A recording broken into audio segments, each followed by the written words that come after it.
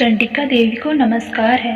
मार्कंडेय जी ने कहा, पितामह, जो इस संसार में परम गोपनीय तथा मनुष्यों की सब प्रकार से रक्षा करने वाला है और जो अब तक आपने दूसरे किसी के सामने प्रकट नहीं किया हो, ऐसा कोई साधन मुझे बताइए। ब्रह्मा जी बोले, ऐसा साधन तो एक देवी जी का कवच ही है, जो गोपनीय से भी परम गोपनीय, पवित्र तथा संपूर्ण प्राणियों का उपकार करने वाला है। महामुनि, उसे श्रवण करो। देवी की 9 मूर्तियां हैं, जिन्हें नवदुर्गा कहते हैं। उनके पृथक पृथक नाम बतलाए जाते हैं। प्रथम नाम शैलपुत्री है, दूसरी मूर्ति का नाम ब्रह्मचारिणी है, तीसरा स्वरूप चंद्रघंटा है, चौथी मूर्ति को कुसमांडा कहते हैं, पांचवी दुर्गा का नाम स्कंद माता है, देवी के छठे रूप को कात्यायनी कहते हैं, सातवां कालरात्रि और आठवां स्वरूप महागौरी के नाम से प्रसिद्ध है। नौवीं दुर्गा का नाम सिद्धिदात्री है। ये सब नाम सर्वज्ञ महात्मा वेद भगवान के द्वारा ही प्रतिपादित हुए हैं। जो मनुष्य अग्नि में जल रहा हो, रणभूमि में शत्रुओं से घिर गया हो, विषम संकट में फंस गया हो तथा इस प्रकार के भय से आतुर होकर जो भगवती दुर्गा की शरण में प्राप्त हुए हों, उनका कभी कोई अमंगल नहीं होता। युद्ध के समय संकट में पड़ने पर भी उनके ऊपर कोई विपत्ति नहीं आती। उन्हें शोक, दुख और भय की प्राप्ति नहीं होती। जिन्होंने भक्तिपूर्वक देवी का स्मरण किया है, उनका निश्चय ही अभ्युदय होता है। देवेश्वरी, जो तुम्हारा चिंतन करते हैं, उनकी तुम निसंदेह रक्षा करती हो। चामुंडा देवी प्रेत पर आरूढ़ होती हैं, वराही भैंस पर सवारी करती हैं, ऐन्द्री का वाहन ऐरावत हाथी है, वैष्णवी देवी गरुड़ पर ही आसन जमाती हैं, माहेश्वरी वृषभ पर आरूढ़ होती है, कौमारी का वाहन मयूर है, भगवान विष्णु की प्रियतमा लक्ष्मी देवी कमल के आसन पर विराजमान है और हाथों में कमल धारण किए हुए हैं। वृषभ पर आरूढ़ ईश्वरी देवी ने श्वेत रूप धारण कर रखा है। ब्रह्मा देवी हंस पर बैठी हुई हैं और सब प्रकार के आभूषणों से विभूषित हैं। इस प्रकार ये सभी माताएं सब प्रकार की योग शक्तियों से संपन्न है। इनके सिवा और भी बहुत सी देवियां हैं जो अनेक प्रकार के आभूषणों की शोभा से युक्त तथा नाना प्रकार के रत्नों से सुशोभित हैं। ये संपूर्ण देवियां क्रोध में भरी हुई हैं और भक्तों की रक्षा के लिए रथ पर बैठी दिखाई देती हैं। ये शंख, चक्र, गदा, शक्ति, हल और मूसल, खेटक और तोमर, परशु तथा पाश, कुंत और त्रिशूल एवं उत्तम शारंग, धनुष आदि अस्त्र शस्त्र अपने हाथों में धारण करती हैं। दैत्यों के शरीर का नाश करना, भक्तों को अभयदान देना और देवताओं का कल्याण करना, यही उनके शस्त्र धारण का उद्देश्य है। कवच आरंभ करने के पहले इस प्रकार की प्रार्थना करनी चाहिए। महान रौद्र रूप, अत्यंत घोर पराक्रम, महान बल और महान उत्साह वाली देवी, तुम महान भय का नाश करने वाली हो। तुम्हें नमस्कार है। तुम्हारी ओर देखना भी कठिन है। शत्रुओं का भय बढ़ाने वाली जगदम्बिके, मेरी रक्षा करो। पूर्व दिशा में ऐन्द्री मेरी रक्षा करें, अग्निकोण में अग्नि शक्ति, दक्षिण दिशा में वाराही तथा नैऋत्य कोण में खंगधारिणी मेरी रक्षा करें, पश्चिम दिशा में वारुणी और वायव्य कोण में मृग पर सवारी करने वाली देवी मेरी रक्षा करें, उत्तर दिशा में कौमारी और ईशान कोण में शूलधारिणी रक्षा करें। ब्रह्माणी, तुम ऊपर की ओर से मेरी रक्षा करो और वैष्णव देवी नीचे की ओर से मेरी रक्षा करें। इसी प्रकार शव को अपना वाहन बनाने वाली चामुंडा देवी दशों दिशाओं में मेरी रक्षा करें। जया आगे से और विजया पीछे की ओर से मेरी रक्षा करें। उमा मेरे मस्तक पर विराजमान होकर रक्षा करें, ललाट में मालाधरी रक्षा करें और यशस्विनी देवी मेरी भौहों का संरक्षण करें। भौहों के मध्य भाग में त्रिनेत्रा और नथनों की यमघंटा देवी रक्षा करें। दोनों नेत्रों के मध्य भाग में शंखिनी और कानों में द्वारवासिनी रक्षा करें। कालिका देवी कपोलों की तथा भगवती शांकरी कानों के मूल भाग की रक्षा करें। नासिका में सुगंधा और ऊपर के ओंठ में चर्चिका देवी रक्षा करें। नीचे के ओंठ में अमृत कला तथा जिह्वा में सरस्वती देवी रक्षा करें। कौमारी दांतों की और चंडिका कंठ प्रदेश की रक्षा करें। चित्रघंटा गले की घाटी की और महामाया तालू में रह रक्षा करें। कामाक्षी ठोड़ी की और सर्वमंगला मेरी वाणी की रक्षा करें। भद्रकाली ग्रीवा में और धनुर्धरी पृष्ठवंश में रहकर रक्षा करें। कंठ के बाहरी भाग में नील ग्रीवा और कंठ की नील में नलकुबरी रक्षा करें। दोनों कंधों में खड़ंगिनी और मेरी दोनों भुजाओं में वज्रधारिणी रक्षा करें। दोनों हाथों में दंडिनी और अंगुलियों में अंबिका रक्षा करें। शूलेश्वरी नखों की रक्षा करें। त्रिशूलेश्वरी कुक्षी में रहकर रक्षा करें। महादेवी दोनों स्तनों की और शोक विनाशिनी देवी मन की रक्षा करें। ललिता देवी हृदय में और शूलधारिणी उदर में रहकर रक्षा करें। नाभि में कामिनी और गुह्या भाग की गुहेश्वरी रक्षा करें। पूतना और कामिका लिंग की और महिषवाहिनी गुदा की रक्षा करें। भगवती कटी भाग में और विंध्यवासिनी घुटनों की रक्षा करें। संपूर्ण कामनाओं को देने वाली महाबला देवी दोनों पिंडलियों की रक्षा करें। नारसिंगी दोनों घुट्टियों की रक्षा करें और तेजस्वी देवी दोनों चरणों के पृष्ठभाग की रक्षा करें। श्री देवी पैरों की अंगुलियों में और तलवाशनी पैरों के तालुओं में रहकर रक्षा करें। अपनी दाढ़ों के कारण भयंकर दिखाई देने वाली दंष्टा कराली देवी नखों की और ऊर्ध्वकेशिनी देवी केशों की रक्षा करें। रोमावलियों के छिद्रों में कौवेरी और त्वचा की वागीश्वरी देवी रक्षा करें। पार्वती देवी रक्त, मज्जा, वसा, मांस, हड्डी और मेद की रक्षा करें। आंतों की कालरात्रि और पित्त की मुकुटेश्वरी रक्षा करें। मूलाधार आदि कमल कोशों में पद्मावती देवी और कफ में चूड़ामणि देवी स्थित होकर रक्षा करें। नख के तेज की ज्वालामुखी रक्षा करें। जिसका किसी भी अस्त्र से भेदन नहीं हो सकता, वह अभेद्या देवी शरीर की समस्त संधियों में रहकर रक्षा करें। ब्रह्माणी, आप मेरे वीर की रक्षा करें। छत्रेश्वरी छाया की तथा धर्म धारिणी देवी मेरे अहंकार, मन और बुद्धि की रक्षा करें। हाथ में वज्र धारण करने वाली वज्रहस्ता देवी मेरे प्राण, अपान, व्यान, उदान और समान वायु की रक्षा करें। कल्याण से शोभित होने वाली भगवती कल्याण शोभना मेरे प्राण की रक्षा करें। रस, रूप, गंध, शब्द और स्पर्श, इन विषयों का अनुभव करते समय योगिनी देवी रक्षा करें तथा सत्व गुण, रजोगुण और तमोगुण की रक्षा सदा नारायणी देवी करें। वाराही आयु की रक्षा करें। वैष्णवी धर्म की रक्षा करें तथा चक्रिणी देवी यश, कीर्ति, लक्ष्मी, धन तथा विद्या की रक्षा करें। इंद्राणी, आप मेरे गोत्र की रक्षा करें। चंडिके, तुम मेरे पशुओं की रक्षा करो। महालक्ष्मी, पुत्रों की रक्षा करें और भैरवी पत्नी की रक्षा करें। मेरे पथ की सुपता तथा मार्ग की क्षेमकारी रक्षा करें। राजा के दरबार में महालक्ष्मी रक्षा करें तथा सब और व्याप्त रहने वाली विजया देवी संपूर्ण भयों से मेरी रक्षा करें। देवी, जो स्थान कवच में नहीं कहा गया अतएव रक्षा से रहित है, वह सब तुम्हारे द्वारा सुरक्षित हो, क्योंकि तुम विजयशालिनी और पापनाशिनी हो।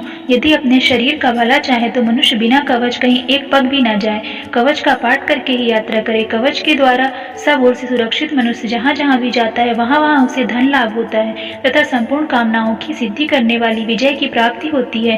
वह जिस जिस अभीष्ट वस्तु का चिंतन करता है उसे उसको निश्चय ही प्राप्त कर लेता है। वह पुरुष इस पृथ्वी पर तुलना रहित महान ऐश्वर्य का भागी होता है। कवच से सुरक्षित मनुष्य निर्भय हो जाता है। युद्ध में उसकी पराजय नहीं होती तथा वह तीनों लोकों में पूजनीय होता है। देवी का यह कवच देवताओं के लिए भी दुर्लभ है। जो प्रतिदिन नियम पूर्वक तीनों संध्याओं के समय श्रद्धा के साथ इसका पाठ करता है उसे देवी कला प्राप्त होती है तथा वह तीनों लोकों में कहीं भी पराजित नहीं होता। इतना ही नहीं, वह अब मृत्यु से रहित हो 100 से भी अधिक वर्षों तक जीवित रहता है।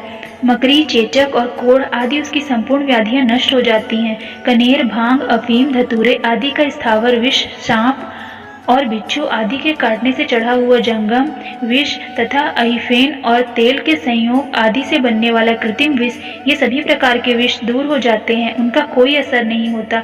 इस पृथ्वी पर मारण, मोहन आदि जितने अभिचारिक प्रयोग होते हैं तथा इस प्रकार के जितने मंत्र यंत्र होते हैं वे सब इस कवच को हृदय में धारण कर लेने पर उस मनुष्य को देखते ही नष्ट हो जाते हैं। ये ही नहीं, पृथ्वी पर विचरने वाले अत्यंत बलवती भयानक डाकिनियां, ग्रह, भूत, पिशाच, यक्ष, गंधर्व, राक्षस, ब्रह्म राक्षस, बेताल, कुष्मांड और भैरव आदि अनिष्ट कारक देवता भी हृदय में कवच धारण किए रहने पर उस मनुष्य को देखते ही भाग जाते हैं। कवचधारी पुरुष को राजा से सम्मान वृद्धि प्राप्त होती है। यह कवच मनुष्य के तेज की वृद्धि करने वाला और उत्तम है। कवच का पाठ करने वाला पुरुष अपनी कीर्ति से विभूषित भूतल पर अपने सुयश साथ साथ वृद्धि को प्राप्त होता है। जो पहले कवच का पाठ करके उसके बाद सप्तशती चंडिका का पाठ करता है, उसकी जब तक वन, पर्वत और काननों सहित यह पृथ्वी रहती है तब तक यहाँ पुत्र, पौत्र आदि संतान परंपरा बनी रहती है। फिर देह का अंत होने पर वह पुरुष भगवती महामाया के प्रसाद से उस नित्य परम पद को प्राप्त होता है जो देवताओं के लिए भी दुर्लभ है। वह सुंदर दिव्य रूप धारण करता है और कल्याण में शिव के साथ आनंद का भागी होता है। ओम। चंडिका देवी को नमस्कार है। मार्कंडेय जी कहते हैं, जयंती, मंगला, काली, भद्रकाली, कपालिनी, दुर्गा, क्षमा, शिवा, धात्री, स्वाहा और स्वधा, इन नामों से प्रसिद्ध जगदम्बिके, तुम्हें मेरा नमस्कार हो। देवी चामुंडे, तुम्हारी जय हो। संपूर्ण प्राणियों की पीड़ा हरने वाली देवी, तुम्हारी जय हो। सब में व्याप्त रहने वाली देवी, तुम्हारी जय हो। कालरात्रि तुम्हें नमस्कार हो। मधु और कैटभ को मारने वाली तथा ब्रह्मा जी को वरदान देने वाली देवी तुम्हें नमस्कार हो।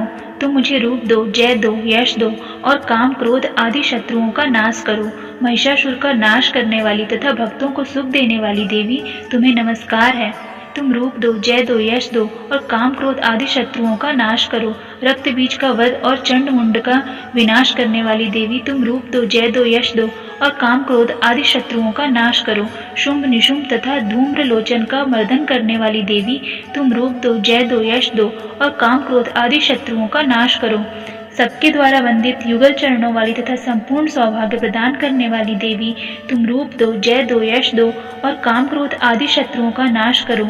देवी तुम्हारे रूप और चरित्र अचिंत्य हैं। तुम समस्त शत्रुओं का नाश करने वाली हो। रूप दो, जय दो, यश दो और काम क्रोध आदि शत्रुओं का नाश करो। पापों को दूर करने वाली चंडिके जो भक्ति पूर्वक तुम्हारे चरणों में सर्वदा मस्तक झुकाते हैं, उन्हें रूप दो, जय दो, यश दो और उनके काम क्रोध आदि शत्रुओं का नाश करो। रोगों का नाश करने वाली चंडिके जो भक्ति पूर्वक तुम्हारी स्तुति करते हैं, उन्हें रूप दो, जय दो, यश दो और उनके काम क्रोध आदि शत्रुओं का नाश करो। चंडिके इस संसार में जो भक्ति पूर्वक तुम्हारी पूजा करते हैं, उन्हें रूप दो, जय दो, यश दो और उनके काम क्रोध आदि शत्रुओं का नाश करो। मुझे सौभाग्य और आरोग्य दो, परम सुख दो। रूप दो, जय दो, यश दो और मेरे काम क्रोध आदि शत्रुओं का नाश करो। जो मुझसे द्वेष रखते हैं उनका नाश और मेरे बल की वृद्धि करो। रूप दो, जय दो, यश दो और मेरे काम क्रोध आदि शत्रुओं का नाश करो। देवी मेरा कल्याण करो, मुझे उत्तम संपत्ति प्रदान करो। रूप दो, जय दो, यश दो और काम क्रोध आदि शत्रुओं का नाश करो। अंबिके, देवता और असुर दोनों ही अपने माथे के मुकुट की मड़ियों को तुम्हारे चरणों पे घिसते रहते हैं। तुम रूप दो, जय दो, यश दो और काम क्रोध आदि शत्रुओं का नाश करो। तुम अपने भक्त जन को विद्वान, यशस्वी और लक्ष्मीवान बनाओ। रूप दो, जय दो, यश दो और उसके काम क्रोध आदि शत्रुओं का नाश करो। प्रचंड दैत्यों के दर्प का दलन करने वाली चंडिके मुझे शरणागत को रूप दो, जय दो, यश दो और मेरे काम क्रोध आदि शत्रुओं का नाश करो। चतुर्मुख ब्रह्मा जी के द्वारा प्रशंसित चार भुजाधारिणी परमेश्वरी तुम रूप दो, जय दो, यश दो और मेरे काम क्रोध आदि शत्रुओं का नाश करो। देवी अंबिके, भगवान विष्णु नित्य निरंतर भक्ति पूर्वक तुम्हारी स्तुति करते रहते हैं। तुम रूप दो, जय दो, यश दो और काम क्रोध आदि शत्रुओं का नाश करो। हिमालय कन्या पार्वती के पति महादेव जी के द्वारा प्रशंसित होने वाली परमेश्वरी तुम रूप दो, जय दो, यश दो और काम क्रोध आदि शत्रुओं का नाश करो। शचीपति इंद्र के द्वारा सद्भाव से पूजित होने वाली परमेश्वरी तुम रूप दो, जय दो, यश दो और काम क्रोध आदि शत्रुओं का नाश करो। प्रचंड भुजदंडों वाली दैत्यों का घमंड चूर करने वाली देवी तुम रूप दो, जय दो, यश दो और काम क्रोध आदि शत्रुओं का नाश करो। देवी अंबिके, तुम अपने भक्तजनों को सदा असीम आनंद प्रदान करती रहती हो। मुझे रूप दो, जय दो, यश दो और मेरे काम क्रोध आदि शत्रुओं का नाश करो।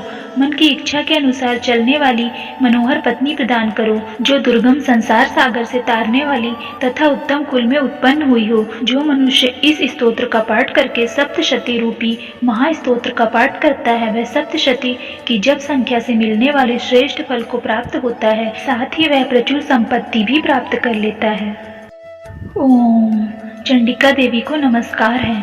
मार्कंडेय जी कहते हैं, विशुद्ध ज्ञान ही जिनका शरीर है, तीनों वेद ही जिनके तीन दिव्य नेत्र हैं, जो कल्याण प्राप्ति के हेतु हैं तथा अपने मस्तक पर अर्धचंद्र का मुकुट धारण करते हैं, उन भगवान शिव को नमस्कार है। मंत्रों का जो अभिकीलक है, अर्थात मंत्रों की सिद्धि में विघ्न उपस्थित करने वाले शाप रूपी कीलक का जो निवारण करने वाला है, उस सप्तशती स्तोत्र को संपूर्ण रूप से जानना चाहिए। यद्यपि सप्तशती के अतिरिक्त अन्य मंत्रों के जप में भी जो निरंतर लगा रहता है, वह भी कल्याण का भागी होता है। उसके भी उच्चाटन आदि कर्म सिद्ध होते हैं तथा उसे भी समस्त दुर्लभ वस्तुओं की प्राप्ति हो जाती है। तथापि जो अन्य मंत्रों का जप न करके केवल इस सप्तशती नामक स्तोत्र से ही देवी की स्तुति करते हैं, उन्हें स्तुति मात्र से ही सच्चिदानंद स्वरूपिणी देवी सिद्ध हो जाती हैं। उन्हें जिन्हें अपने कार्य की सिद्धि के लिए मंत्र, औषधि तथा अन्य किसी साधन के उपयोग की आवश्यकता नहीं रहती। बिना जप के ही उनके उच्चाटन आदि समस्त अभिचारिक कर्म सिद्ध हो जाते हैं। इतना ही नहीं, उनके संपूर्ण अभीष्ट वस्तुएं भी सिद्ध होती हैं। लोगों के मन में यह शंका थी कि जब केवल सप्तशती की उपासना से अथवा सप्तशती को छोड़कर अन्य मंत्रों की उपासना से भी समान रूप से सब कार्य सिद्ध होते हैं, तब इनमें श्रेष्ठ कौन सा साधन है। लोगों की इस शंका को सामने रखकर भगवान शंकर ने अपने पास आए हुए जिज्ञासुओं को समझाया कि यह सप्तशती नामक संपूर्ण स्तोत्र ही सर्वश्रेष्ठ एवं कल्याणमय है। तदनंतर भगवती चंडिका के सप्तशती नामक स्तोत्र को महादेव जी ने गुप्त कर दिया। सप्तशती के पाठ से जो पुण्य प्राप्त होता है उसका कभी समाप्ति नहीं होती, किंतु अन्य मंत्रों के जप जन्य पुण्य की समाप्ति हो जाती है। अतः भगवान शिव ने अन्य मंत्रों की अपेक्षा सप्तशती की श्रेष्ठता का निर्णय किया। उसे यथार्थ ही जानना चाहिए। अन्य मंत्रों का जप करने वाला पुरुष भी यदि सप्तशती के स्तोत्र और जप का अनुष्ठान कर ले तो वह भी पूर्ण रूप से ही कल्याण का भागी होता है। इसमें तनिक भी संदेह नहीं है। जो साधक कृष्ण पक्ष की चतुर्दशी अथवा अष्टमी को एकाग्रचित होकर भगवती की सेवा में अपना सर्वस्व समर्पित कर देता है और फिर उसे प्रसाद रूप से ग्रहण कर लेता है, उसी पर भगवती प्रसन्न होती हैं, अन्यथा उनकी प्रसन्नता नहीं प्राप्त होती। इस प्रकार सिद्धि के प्रतिबंधक रूप कीलक के द्वारा महादेव जी ने इस स्तोत्र को कीलित कर रखा है। जो पूर्वोक्त रीति से निष्कीलन करके इस सप्तशती स्तोत्र का प्रतिदिन स्पष्ट उच्चारण पूर्वक पाठ करता है, वह मनुष्य सिद्ध हो जाता है, वह देवी का पार्षद होता है और वही गंधर्व भी होता है। सर्वत्र विचरते रहने पर भी इस संसार में उसे कहीं कोई भय नहीं होता है। वह अब मृत्यु के वश में नहीं पड़ता तथा देह त्यागने के अनंतर मोक्ष प्राप्त कर लेता है। अतः कीलन को जानकर उसका परिहार करके ही सप्तशती पाठ आरंभ करें।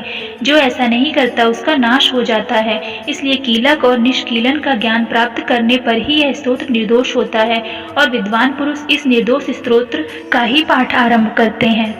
स्त्रियों में जो कुछ भी सौभाग्य आदि दृष्टिगोचर होता है वह सब देवी के प्रसाद का ही फल है। अतः इस कल्याण में स्तोत्र का सदा जप करना चाहिए। इस स्तोत्र का मंद स्वर से पाठ करने पर भी स्वर्ग फल की प्राप्ति होती है और उच्च स्वर से पाठ करने पर पूर्ण फल की सिद्धि होती है। अतः उच्च स्वर से ही इसका पाठ आरंभ करना चाहिए। जिनके प्रसाद से ऐश्वर्य, सौभाग्य, आरोग्य, संपत्ति, शत्रुनाश तथा परम मोक्ष की भी सिद्धि होती है, उन कल्याणमयी जगदम्बा की स्तुति मनुष्य क्यों नहीं करते। प्रथम चरित्र के ब्रह्म ऋषि महाकाली देवता गायत्री छंद, नंदा शक्ति, रक्तदंतिका बीज, अग्नि तत्व और ऋग्वेद स्वरूप हैं। श्री महाकाली देवता की प्रसन्नता के लिए प्रथम चरित्र के जप में विनियोग किया जाता है। भगवान विष्णु के सो जाने पर मधु और कैटभ को मारने के लिए कमल जन्मा।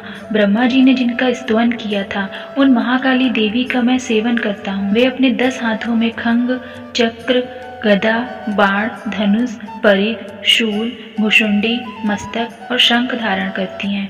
उनके 3 नेत्र हैं। वे समस्त अंगों में दिव्य आभूषणों से विभूषित हैं। उनके शरीर की कांति नीलमणि के समान है तथा वे 10 मुख और 10 पैरों से युक्त हैं। मार्कंडेय जी बोले, सूर्य के पुत्र सवर्णी जो 8वें मनु कहे जाते हैं, उनकी उत्पत्ति कथा विस्तार पूर्वक करता हूँ, सुनो। सूर्य कुमार महाभाग सावर्णी भगवती महामाया के अनुग्रह से जिस प्रकार मनवंतर के स्वामी हुए वही प्रसंग सुनाता हूँ। पूर्व काल की बात है। स्वारोचिस मनवंतर में सूरत नाम के एक राजा थे जो चैत्र वंश में उत्पन्न हुए थे। उनका समस्त भूमंडल पर अधिकार था। वे प्रजा को अपने औरस पुत्रों की भांति धर्म पूर्वक पालन करते थे। तो भी उस समय कोला विध्वंसी नाम के क्षत्रिय उनके शत्रु हो गए। राजा सूरत की दंड नीति बड़ी प्रबल थी। उनका शत्रुओं के साथ संग्राम हुआ। यद्यपि कोल विध्वंसी संख्या में कम थे तो भी राजा सूरत युद्ध में उनसे परास्त हो गए। तब वे युद्ध भूमि से अपने नगर को लौट गए और केवल अपने देश के राजा होकर रहने लगे। किंतु वहां भी उन प्रबल शत्रुओं ने उस समय महाभाग राजा सूरत पर आक्रमण कर दिया। राजा का बल क्षीण हो चला था, इसलिए उनके दुष्ट, बलवान एवं दुरात्मा मंत्रियों ने वहां उनकी राजधानी में भी राजकीय सेना और खजानों को हथिया लिया। सूरत का प्रभुत्व नष्ट हो चुका था, इसलिए वे शिकार खेलने के बहाने घोड़े पर सवार हो वहां से अकेले ही एक घने जंगल में चले गए। वहां उन्होंने विप्रवर मेधा मुनि का आश्रम देखा, जहां कितने ही हिंसक जीव परम शांत भाव से रहते थे। मुनि के बहुत से शिष्य उस वन की शोभा बढ़ा रहे थे। वहां जाने पर मुनि ने उनका सत्कार किया और वे उन मुनि श्रेष्ठ के आश्रम पर इधर उधर विचरते हुए कुछ काल तक रहे। फिर ममता से आकृष्ट चित होकर वहाँ इस प्रकार चिंता करने लगे। पूर्व काल में मेरे पूर्वजों ने जिसका पालन किया था वही नगर आज मुझसे रहित है। पता नहीं मेरे दुराचारी भृत्यगण उसकी धर्मपूर्वक रक्षा करते हैं या नहीं। जो सदा मद की वर्षा करने वाला और शूरवीर था वह मेरे प्रधान हाथी अब शत्रुओं के अधीन होकर न जाने किन भोगों को भोगता होगा। जो लोग मेरी कृपा, धन और भोजन पाने से सदा मेरे पीछे पीछे चलते थे वे निश्चय ही अब दूसरे राजाओं का अनुसरण करते होंगे। उन अव्ययी लोगों के द्वारा सदा खर्च होते रहने के कारण अत्यंत कष्ट से जमा किया हुआ मेरा वह खजाना खाली हो जाएगा। ये तथा और भी कई बातें राजा सूरत निरंतर सोचते रहे। एक दिन उन्होंने वहां विप्रवर मेधा के आश्रम के निकट एक वैश्य को देखा और उससे पूछा, भाई तुम कौन हो? तुम्हारे यहाँ आने का क्या कारण है? तुम क्यों शोकग्रस्त और अनमने से दिखाई देते हो? राजा सूरत का यह प्रेम पूर्वक कहा हुआ वचन सुनकर वैश्य ने विनीत भाव से उन्हें प्रणाम करके कहा। वैश्य बोला, राजन, मैं धनियों के कुल में उत्पन्न एक वैश्य हूँ। मेरा नाम समाधि है। मेरे दुष्ट स्त्री पुत्रों ने धन के लोभ से मुझे मेरे घर से बाहर निकाल दिया है। मैं इस समय धन, स्त्री और पुत्रों से वंचित हूँ। मेरे विश्वसनीय बंधुओं ने मेरा ही धन लेकर मुझे दूर किया है, इसलिए दुखी होकर मैं वन में चला आया हूँ। यहाँ रहकर मैं इन बातों को नहीं जानता कि मेरे पुत्रों की, स्त्री की और स्वजनों की कुशलता है या नहीं। इस समय घर में वे कुशल से रहते हैं अथवा उन्हें कोई कष्ट है। वे मेरे पुत्र कैसे हैं? क्या वे सदाचारी हैं अथवा दुराचारी हो गए हैं? राजा ने पूछा, जिन लोभी स्त्री, पुत्र आदि ने धन के कारण तुम्हें घर से निकाल दिया, उनके प्रति तुम्हारे चित्त में इतना स्नेह का बंधन क्यों है? वैश्य बोला, आप मेरे विषय में जैसी बात कहते हैं वैसा सब ठीक है, किंतु क्या करूं, मेरा मन निष्ठुरता नहीं धारण करता।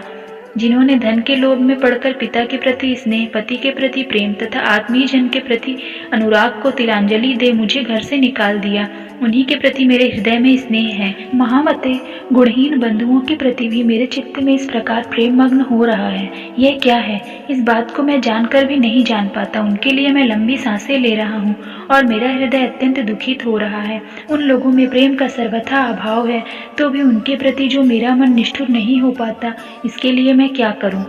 सूरत और वह समाधि नामक वैश्य दोनों साथ साथ मेधा मुनि की सेवा में उपस्थित हुए और उनके साथ यथा योग्य न्यायानुकूल विनयपूर्ण बर्ताव करके बैठे। तत्पश्चात वैश्य और राजा ने कुछ वार्तालाप आरंभ किया।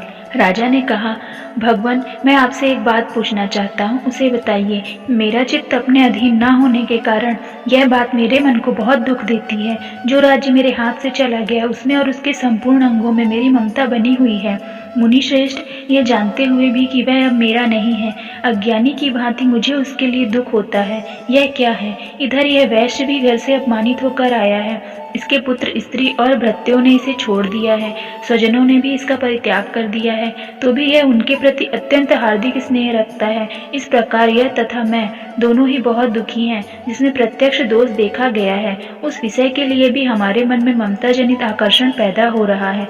महाभाग, हम दोनों समझदार हैं, तो भी हम में जो मोह पैदा हुआ है यह क्या है?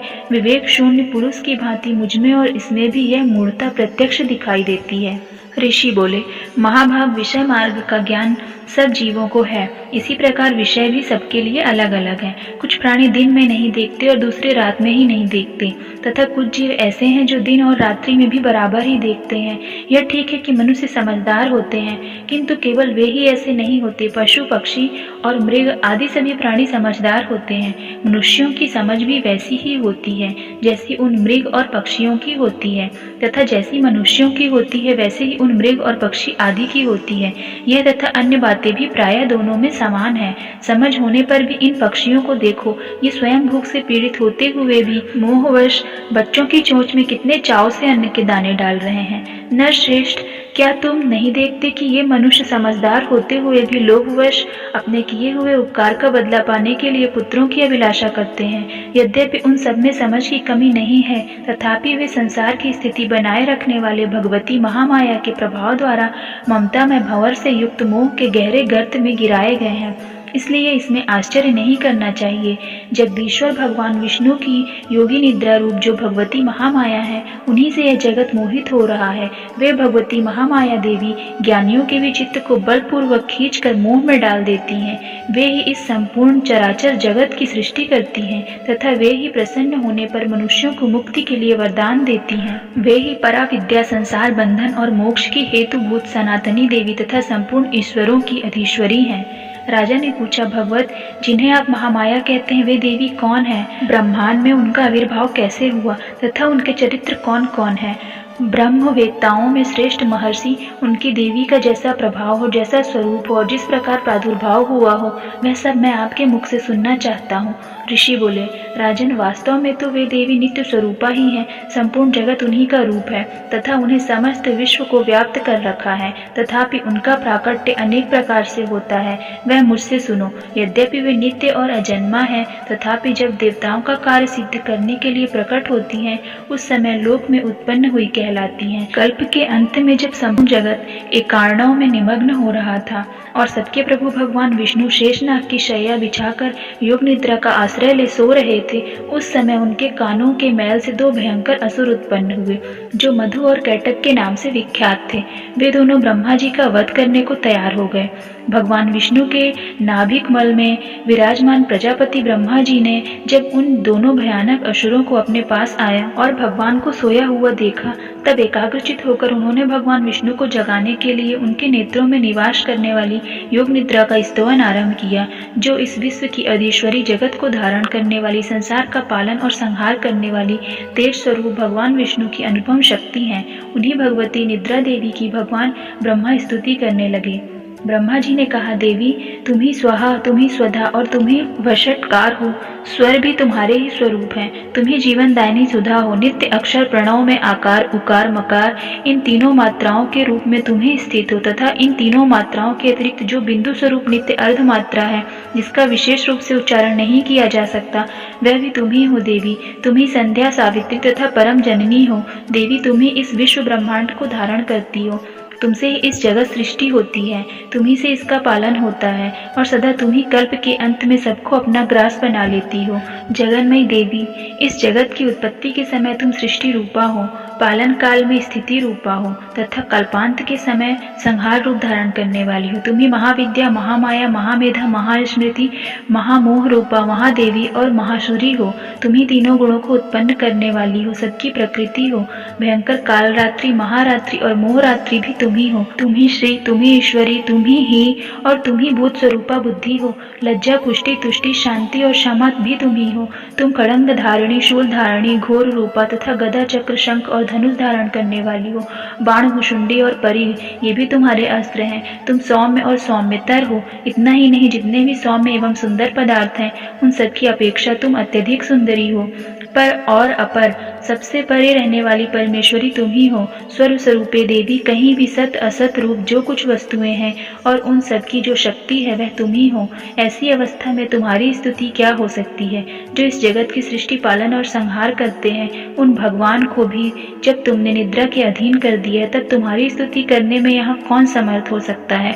मुझको भगवान शंकर तथा भगवान विष्णु भी तुमने ही शरीर धारण कराया है, अतः तुम्हारी स्तुति करने की शक्ति किसमें है? देवी, तुम तो अपने इन उदार प्रभावों से ही प्रशंसित हो। ये जो दोनों दुर्धुष असुर मधु और कैटभ हैं, इनको मोह में डाल दो और जगदीश्वर भगवान विष्णु को शीघ्र ही जगा दो।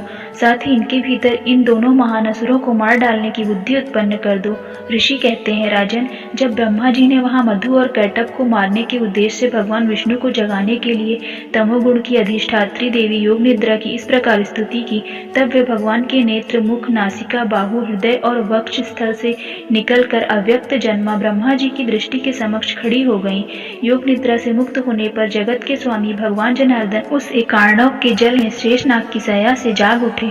फिर उन्होंने उन दोनों असुरों को देखा। वे दुरात्मा मधु और कैटभ अत्यंत बलवान तथा पराक्रमी थे और क्रोध से लाल आंखें किए ब्रह्मा जी को खा जाने के लिए उद्योग कर रहे थे। तब भगवान श्री हरि ने उठकर उन दोनों के साथ 5000 वर्षों तक केवल बाह्य युद्ध किया। वे दोनों भी अत्यंत बल के कारण उन्मत्त हो रहे थे। इधर महामाया ने भी उन्हें मोह में डाल रखा था, इसलिए वे भगवान विष्णु से कहने लगे, हम तुम्हारी वीरता से संतुष्ट हैं, तुम हम लोगों से कोई वर मांगो। श्री भगवान बोले, यदि तुम दोनों मुझ पर प्रसन्न हो तो अब मेरे हाथ से मारे जाओ, बस इतना सा ही मैंने वर मांगा है, यहाँ दूसरे किसी वर से क्या लेना है। ऋषि कहते हैं, इस प्रकार धोखे में आ जाने पर जब उन्होंने संपूर्ण जगत में जल ही जल देखा, तब कमलनयन भगवान से कहा, जहाँ पृथ्वी में जल में डूबी हुई ना हो, जहाँ सूखा स्थान हो, वहीं हमारा वध करो। ऋषि कहते हैं, तब तथास्तु कहकर शंख चक्र और गदा धारण करने वाले भगवान ने उन दोनों के मस्तक अपनी जांघ पर रखकर चक्र से काट डाले। इस प्रकार ये देवी महामाया ब्रह्मा जी की स्तुति करने पर स्वयं प्रकट हुई थी। अब पुनः तुमसे उनके प्रभाव का वर्णन करता हूँ, सुनो। इस प्रकार श्री मार्कंडेय पुराण में सावर्णिक मनवंतर की कथा के अंतर्गत देवी महात्म्य में मधुकैटभ वध नामक पहला अध्याय पूरा हुआ। ओम। मध्यम चरित्र के विष्णु ऋषि, महालक्ष्मी देवता, उष्णिक छंद, शाकंभरी शक्ति, दुर्गा बीज, वायु तत्व और यजुर्वेद स्वरूप हैं। श्री महालक्ष्मी की प्रसन्नता के लिए मध्यम चरित्र के पाठ में इसका विनियोग है। मैं कमल के आसन पर बैठी हुई प्रसन्न मुख वाली महिषासुर मर्दिनी भगवती महालक्ष्मी का भजन करता हूँ, जो अपने हाथों में अक्षमाला, फरसा, गदा, बाण, वज्र, पद्म, धनुष, कुंडिका, दंड, शक्ति, खड्ग, ढाल, शंख, घंटा, मधुपात्र, शूल, पाश और चक्र धारण करती हैं। ऋषि कहते हैं, पूर्व काल में देवताओं और असुरों में पूरे 100 वर्षों तक घोर संग्राम हुआ था। उसमें असुरों का स्वामी महिषासुर था और देवताओं के नायक इंद्र थे। उस युद्ध में देवताओं की सेना महाबली असुरों से परास्त हो गई। संपूर्ण देवताओं को जीतकर महिषासुर इंद्र बन बैठा। तब पराजित देवता प्रजापति ब्रह्मा जी को आगे करके उस स्थान पर गए जहां भगवान शंकर और विष्णु विराजमान थे।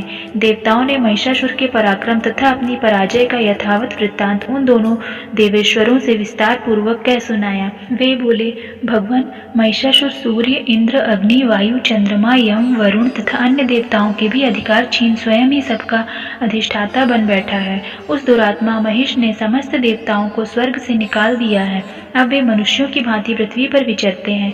दैत्यों की यह सारी करतूत हमने आप लोगों से कह सुनाई। अब हम आपकी ही शरण में आए हैं, उसके वध के कोई उपाय सोचिए। इस प्रकार देवताओं के वचन सुनकर भगवान विष्णु और शिव ने दैत्यों पर बड़ा क्रोध किया। उनकी भौहें तन गई और मुंह टेढ़ा हो गया। तब अत्यंत कोप में भरे हुए चक्रपाणी श्री विष्णु के मुख से एक महान तेज प्रकट हुआ। इसी प्रकार ब्रह्मा, शंकर तथा इंद्र आदि अन्य देवताओं के शरीर से भी बड़ा भारी तेज निकला। वह सब मिलकर एक हो गया। महान तेज का वह पुंज जाज्वल्यमान पर्वत सा जान पड़ा। देवताओं ने देखा, वहां उसकी ज्वालाएं संपूर्ण दिशाओं में व्याप्त हो रही थी। संपूर्ण देवताओं के शरीर से प्रकट हुए उस तेज की कहीं तुलना नहीं थी। एकत्रित होने पर वह एक नारी के रूप में परिणित हो गया और अपने प्रकाश से तीनों लोकों में व्याप्त जान पड़ा। भगवान शंकर का जो तेज था, उससे उस देवी का मुख प्रकट हुआ। यमराज के तेज से उसके सिर में बाल निकल आए। श्री विष्णु भगवान के तेज से उसमें भुजाएं उत्पन्न हुई। चंद्रमा के तेज से दोनों स्तनों का और इंद्र के तेज से मध्य भाग का प्रादुर्भाव हुआ। वरुण के तेज से जंघा और पिंडली तथा पृथ्वी के तेज से नितंब भाग प्रकट हुआ। ब्रह्मा के तेज से दोनों चरण और सूर्य के तेज से उसकी अंगुलियां हुई। वसुओं के तेज से हाथों की अंगुलियां हुई और कुबेर के तेज से नासिका प्रकट हुई। उस देवी के दांत प्रजापति के तेज से और तीनों नेत्र अग्नि के तेज से प्रकट हुए। उसकी भौहें संध्या के तथा कान वायु के तेज से उत्पन्न हुए। इसी प्रकार अन्य देवताओं के तेज से भी उस कल्याणमयी देवी का आविर्भाव हुआ। तदंतर समस्त देवताओं के तेज से प्रकट हुई देवी को देखकर महिषासुर के सताए हुए देवता बहुत प्रसन्न हुए। पिनाकधारी भगवान शंकर ने अपने शूल से एक शूल निकालकर उन्हें दिया। फिर भगवान विष्णु ने भी अपने चक्र से एक चक्र उत्पन्न करके भगवती को अर्पण किया। वरुण ने भी शंख भेंट किया। अग्नि ने उन्हें शक्ति दी और वायु ने धनुष तथा बाण से भरे हुए 2 तरकस प्रदान किए। सहस्त्र नेत्रों वाले देवराज इंद्र ने अपने वज्र से वज्र उत्पन्न करके दिया और ऐरावत हाथी से उतारकर एक घंटा भी प्रदान किया।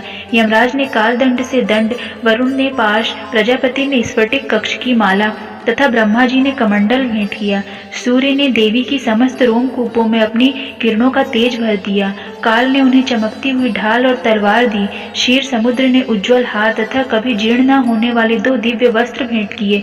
साथ ही उन्होंने दिव्य चूड़ामणि, 2 कुंडल, कड़े, उज्ज्वल अर्धचंद्र, सब बाहुओं के लिए केयूर, दोनों चरणों के लिए नुपुर, गले की सुंदर हंसली और सब अंगुलियों में पहनने के लिए रत्नों की बनी अंगूठियां भेंट की। विश्वकर्मा ने उन्हें अत्यंत निर्मल फरसा भेंट किया। साथ ही अनेक प्रकार के अस्त्र और अभेद कवच दिए। इनके सिवा मस्तक और वक्ष स्थल पर धारण करने के लिए कभी न कुम्हलाने वाले कमलों की मालाएं दी। जलधि ने उन्हें सुंदर कमल का फूल भेंट किया। हिमालय में सवारी के लिए सिंह तथा भांति भांति के रत्न समर्पित किए।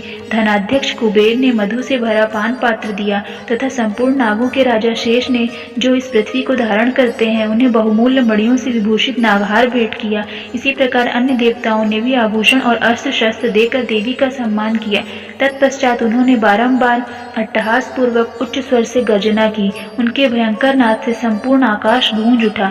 देवी का वह अत्यंत उच्च स्वर से किया हुआ सिंहनाद कहीं समा न सका। आकाश उसके सामने लघु प्रतीत होने लगे। उससे बड़े जोर की प्रतिध्वनि हुई, जिससे संपूर्ण विश्व में हलचल मच गई और समुद्र कांप उठे, पृथ्वी डोलने लगी और समस्त पर्वत हिलने लगे। उस समय देवताओं ने अत्यंत प्रसन्नता के साथ सिंहवाणी भवानी से कहा, देवी तुम्हारी जय हो। साथ ही महर्षियों ने भक्ति भाव से विनम्र होकर उनका स्तवन किया। संपूर्ण त्रिलोकी को शोकग्रस्त देख दैत्यगण अपनी समस्त सेना को कवच आदि से सुसज्जित कर हाथों में हथियार ले सहसा उठ खड़े हो गए। उस समय महिषासुर बड़े क्रोध में आकर कहा, यह क्या हो रहा है। फिर वह संपूर्ण असुरों से घिरकर उस सिंहनाद की ओर लक्ष्य करके दौड़ा और आगे पहुंचकर उसने देवी को देखा, जो अपनी प्रभा से तीनों लोगों को प्रकाशित कर रही थी। उनके चरणों के भार से पृथ्वी दबी जा रही थी। माथे के मुकुट से आकाश में रेखा सी खिंच रही थी तथा वे अपने धनुष की टंकार से सातों पातालों को क्षुब्ध किए देती थी। देवी अपने हजारों भुजाओं से संपूर्ण दिशाओं को आच्छादित करके खड़ी थी। तदंतर उनके साथ दैत्यों का युद्ध छिड़ गया। नाना प्रकार के अस्त्र शस्त्रों के प्रहार से संपूर्ण दिशाएं उद्भाषित होने लग गईं। चिक्षुर नामक महान असुर महिषासुर का सेना नायक था। वह देवी के साथ युद्ध करने लगा। अन्य दैत्यों की चतुरंगणी सेना साथ लेकर चामर भी लड़ने लगा। 60,000 रथियों के साथ आकर उदग्र नामक महादैत्य ने लोहा किया। 1 करोड़ रथियों के साथ लेकर महाहनु नामक दैत्य युद्ध करने लगा, जिसके रोए तलवार के समान तीखे थे। वह अशिलोमा नामक महादैत्य 5 करोड़ रथी सैनिकों सहित युद्ध में आ डटा। 60 लाख रथियों से घिरा हुआ बाष्कल नामक दैत्य भी उस युद्ध में लड़ने लगा।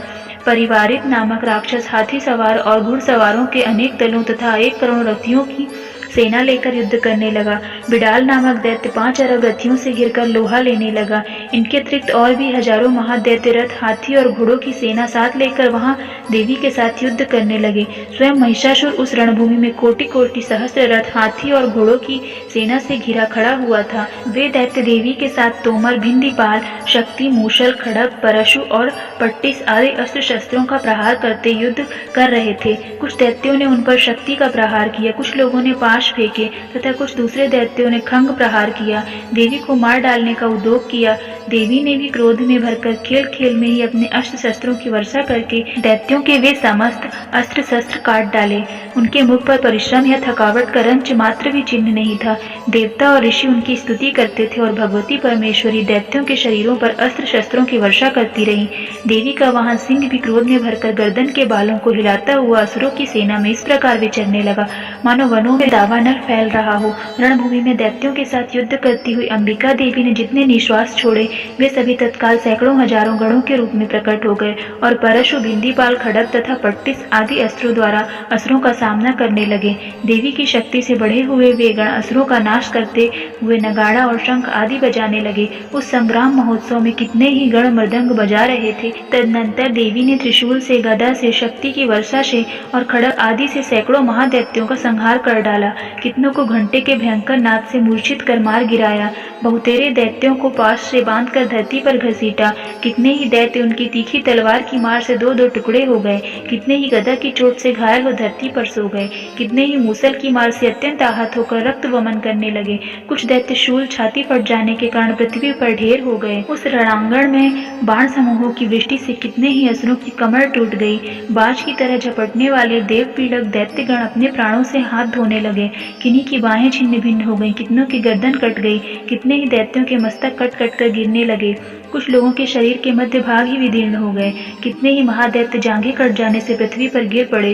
कितनों के ही देवी ने एक बाह, एक पैर और एक नेत्र वाले करके 2 टुकड़ों में चीर डाला। कितने ही दैत्य मस्तक कट जाने के बाद भी गिर कर फिर उठ जाते और केवल धड़ के रूप में अच्छे अच्छे हथियार हाथ में ले देवी के साथ युद्ध करने लगते थे।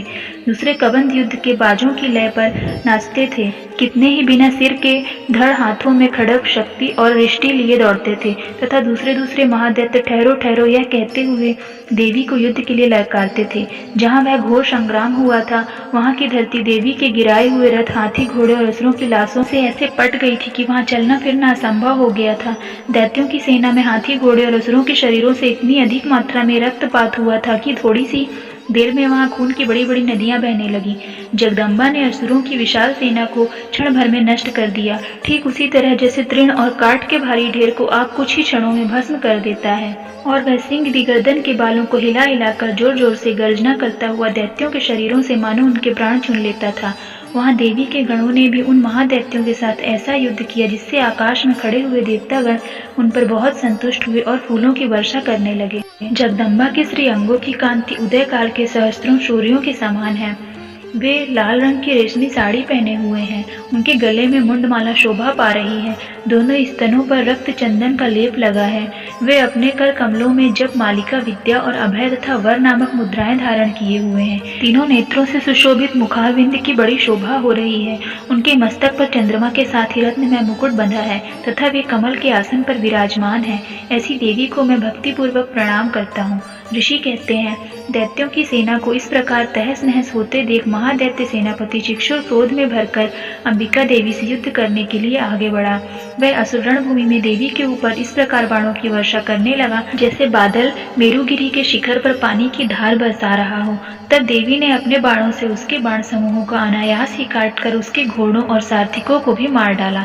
साथ ही उसके धनुष तथा अत्यंत ऊंची ध्वजा को भी तत्काल काट गिराया। धनुष कट जाने पर उसके अंगों को अपने बाण से बींध डाला। धनुष, रथ, घोड़े और सारथी के नष्ट हो जाने पर वह असुर ढाल और तलवार लेकर देवी की ओर दौड़ा। उसने तीखी धारा वाली तलवार से सिंह के मस्तक पर चोट करके देवी की बाईं भुजा में बड़े वेग से प्रहार किया। राजन, देवी की बाह पर पहुंचते ही वह तलवार टूट गई। फिर तो क्रोध से लाल आंखें करके उस राक्षस ने शूल हाथ में लिया और उसे उस महादैत्य ने भगवती की भद्रकाली के ऊपर चलाया। वह शूल आकाश से गिरते हुए सूर्यमंडल की भांति अपने तेज से प्रज्वलित हो उठा। उस शूल को अपनी ओर आते देख देवी ने भी शूल का प्रहार किया। उससे राक्षस के शूल सैकड़ों टुकड़े हो गए। साथ ही महादैत्य चिक्षुर की भी धज्जियां उड़ गईं। वह प्राणों से हाथ धो बैठा। महिषासुर के सेनापति उस महापराक्रमी चिक्षुर के मारे जाने पर देवताओं को पीड़ा देने वाला चामर हाथी पर चढ़कर आया। उसने भी देवी के ऊपर शक्ति का प्रहार किया, किंतु जगदम्बा ने उसे अपने हुंकार से ही आहत एवं निष्प्रभ करके तत्काल पृथ्वी पर गिरा दिया। शक्ति टूटकर गिरी हुई देख चामर को बड़ा क्रोध हुआ। अब उसने शूल चलाया, किंतु देवी ने उसे भी अपने बाणों द्वारा काट डाला। इतने में ही देवी का सिंह उछलकर हाथी के मस्तक पर चढ़ बैठा और उस दैत्य के साथ खूब जोर लगाकर बाहु युद्ध करने लगा। वे दोनों लड़ते लड़ते हाथी से पृथ्वी पर आ गए और अत्यंत क्रोध में भरकर एक दूसरे पर बड़े भयंकर प्रहार करते हुए लड़ने लगे। तदनंतर सिंह बड़े वेग से आकाश की ओर उछला और उधर से गिरते समय उसने पंजे की मार से चामर का सिर धड़ से अलग कर दिया। इसी प्रकार उदग्र, विशिला और वृक्ष आदि की मार खाकर रणभूमि में देवी के हाथ से मारा गया तथा कराल भी दांतों की मुक्कों और थप्पड़ों की चोट से धराशायी हो गया। क्रोध में भरी हुई देवी ने गदा की चोट से उद्धत का कचूमर निकाल डाला। बिंदीपाल से भास्कर को तथा बाणों से ताम्र और अंधक को मौत के घाट पर उतार दिया। 3 नेत्रों वाली परमेश्वरी ने त्रिशूल से उग्राश, उग्रवीर तथा महाहनु नामक दैत्यों को मार डाला। तलवार की चोट से बिडाल के मस्तक को धड़ से काट गिराया। दुर्धुर और दुर्मुख, इन दोनों को भी अपने बाणों से यमलोक भेज दिया। इस प्रकार अपनी सेना का संहार होता देख महिषासुर भैंसे का रूप धारण करके देवी के गणों को त्रास देना आरंभ कर दिया।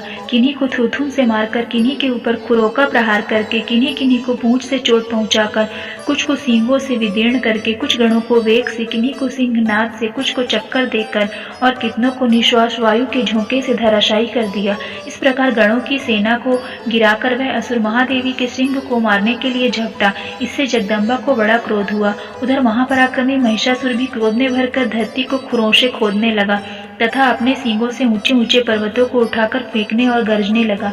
उसके वेग से चक्कर देने के कारण पृथ्वी क्षुब्ध होकर फटने लगी। उसकी पूंछ से टकराकर समुद्र सब ओर से डूबने लगा। हिलते हुए सींगों के आघात से विदीर्ण होकर बादलों के टुकड़े टुकड़े हो गए। उसके श्वास की प्रचंड वायु के वेग से उड़े हुए सैकड़ों पर्वत आकाश से गिरने लगे। इस प्रकार क्रोध में भरे उस महादैत्य को अपनी ओर आते देख चंडिका ने उसका वध करने के लिए महान क्रोध किया। उन्होंने पास फेंककर उस महान असुर को बांध लिया। उस महासंग्राम में बंध जाने पर उसने भैंसे का रूप त्याग दिया और तत्काल सिंह के रूप में वह प्रकट हो गया। उस अवस्था में जगदम्बा ज्यों ही उसका मस्तक काटने के लिए आगे बढ़ती त्यों ही वह खड़ग शरीरधारी पुरुष के रूप में दिखाई देने लगता। तब देवी ने तुरंत ही बाणों की वर्षा करके ढाल और तलवार के साथ उस पुरुष को भी बांध डाला। इतने में ही वह महान गजराज के रूप में परिणित हो गया तथा अपनी सूंड से देवी के विशाल सिंह को खींचने और गरजने लगा। खींचते समय देवी ने तलवार से उसकी सूंड काट डाली। तब उस महादैत्य ने पुनः भैंसे का शरीर धारण कर लिया और पहले की ही भांति चराचर प्राणियों सहित तीनों लोगों को व्याकुल करने लगा। तब क्रोध में भरी हुई जगन माता चंडिका बारंबार उत्तम मधु का पान करने और लाल आंखें कर हंसने लगी। उधर वह बल और पराक्रम के मत से उन्मत्त हुआ राक्षस गरजने लगा और अपनी सींगों से चंडी के ऊपर पर्वतों को फेंकने लगा। उस समय देवी अपने बाणों के समूहों से उसके फेंके हुए पर्वतों को चूर्ण करते हुए बोली। बोलते समय उनका मुख मधु के मत से लाल हो रहा था और वाणी लड़खड़ा रही थी। देवी ने कहा, ओ मूढ़, मैं जब तक मधु पीती हूँ तब तक तू क्षण भर के लिए खूब गर्ज ले। मेरे हाथ से ही तेरी मृत्यु हो जाने पर अब शीघ्र ही देवता भी गर्जना करेंगे। ऋषि कहते हैं, यूं कहकर देवी उछली और उस महादैत्य के ऊपर चढ़ गई। फिर अपने पैर से उसे दबाकर उन्होंने शूल से उसके कंठ में आघात किया। उनके पैर से दबा होने पर महिषासुर अपने मुख से दूसरे रूप में बाहर होने लगा। अभी आधे शरीर ही बाहर निकल पाया था कि देवी ने अपने प्रभाव से उसे रोक दिया। आधा निकले होने पर भी वह महादैत्य देवी से युद्ध करने लगा। तब देवी ने बहुत बड़ी तलवार से उसका मस्तक काट गिराया। फिर तो हाहाकार करती हुई दैत्यों की सारी सेना भाग गई तथा संपूर्ण देवता अत्यंत प्रसन्न हो गए। देवताओं ने दिव्य महर्षियों के साथ दुर्गा देवी का स्तुवन किया। गंधर्वराज गाने लगे तथा अप्सराएं नृत्य करने लगी। इस प्रकार श्री मार्कंडेय पुराण में सावर्णिक मनवंतर की कथा के अंतर्गत देवी महात्म्य में महिषासुर वध नामक तीसरा अध्याय पूरा हुआ। सिद्धि की इच्छा रखने वाले पुरुष जिनकी सेवा करते हैं तथा देवता जिन्हें सब ओर से घेरे रहते हैं, उन जया नाम वाली दुर्गा देवी का ध्यान करें। उनके श्री अंगों की आभा काले मेघ के समान श्याम है। वे अपने कटाक्षों से शत्रु समूह को भय प्रदान करती हैं। उनके मस्तक पर आबद्ध चंद्रमा की रेखा शोभा पाती है। वे अपने हाथों में शंख, चक्र, कृपाण और त्रिशूल धारण करती हैं। उनके 3 नेत्र हैं। वे सिंह के कंधे पर चढ़ी हुई हैं और अपने तेज से तीनों लोगों को परिपूर्ण कर रही हैं। ऋषि कहते हैं, अत्यंत पराक्रमी दुरात्मा महिषासुर तथा उसकी दैत्य सेना के देवी के हाथ से मारे जाने पर इंद्र आदि देवता प्रणाम के लिए गर्दन तथा कंधे झुकाकर उन भगवती दुर्गा का उत्तम वचनों द्वारा स्तवन करने लगे। उस समय उनके सुंदर अंगों में अत्यंत हर्ष के कारण रोमांच आया था। देवता बोले, संपूर्ण देवताओं की शक्ति का समुदाय ही जिनका स्वरूप है तथा जिन देवी ने अपनी शक्ति संपूर्ण जगत को व्याप्त कर रखा है, समस्त देवताओं और महर्षियों की पूजनी उन जगदम्बा को हम भक्ति पूर्वक नमस्कार करते हैं। वे हम लोगों का कल्याण करें। जिनके अनुपम प्रभाव और बल का वर्णन करने में भगवान शेषनाग, ब्रह्मा जी तथा महादेव जी भी समर्थ नहीं हैं, वे भगवती चंडिका संपूर्ण जगत का पालन एवं अशुभ भय का नाश करने का विचार करें। जो पुण्यात्माओं के घरों में स्वयं ही लक्ष्मी रूप से, पापियों के यहाँ दरिद्रता रूप से, शुद्ध अंतःकरण वाले पुरुषों के हृदय में बुद्धि रूप से, सत्पुरुषों में श्रद्धा रूप से तथा कुलीन मनुष्य में लज्जा रूप से निवास करती हैं, उन आप भगवती दुर्गा को हम नमस्कार करते हैं। देवी, आप संपूर्ण विश्व का पालन कीजिए। देवी, आपके इस अचिंत्य रूप का असुरों को नाश करने वाली भारी पराक्रम का तथा समस्त देवताओं और दैत्यों के समक्ष युद्ध में प्रकट किए हुए अद्भुत चरित्रों का हम किस प्रकार वर्णन करें। आप संपूर्ण जगत की उत्पत्ति का कारण हैं। आप में सत्वगुण, रजोगुण और तमोगुण, ये तीनों गुण मौजूद हैं, तो भी दोषों के साथ आपका संसर्ग नहीं जान पड़ता। भगवान विष्णु और महादेव जी आदि देवता भी आपका पार नहीं पाते। आप ही सबका आश्रय हैं। यह समस्त जगत आपका अंशभूत है, क्योंकि आप सबकी आदिभूत, अव्यकृता, परा प्रकृति हैं। देवी, संपूर्ण यज्ञों में जिसके उच्चारण से सब देवता तृप्ति लाभ करते हैं, वह स्वहा आप ही हैं। इसके अतिरिक्त आप पितरों की भी तृप्ति का कारण हैं। अतएव सब लोग आपको स्वधा भी कहते हैं।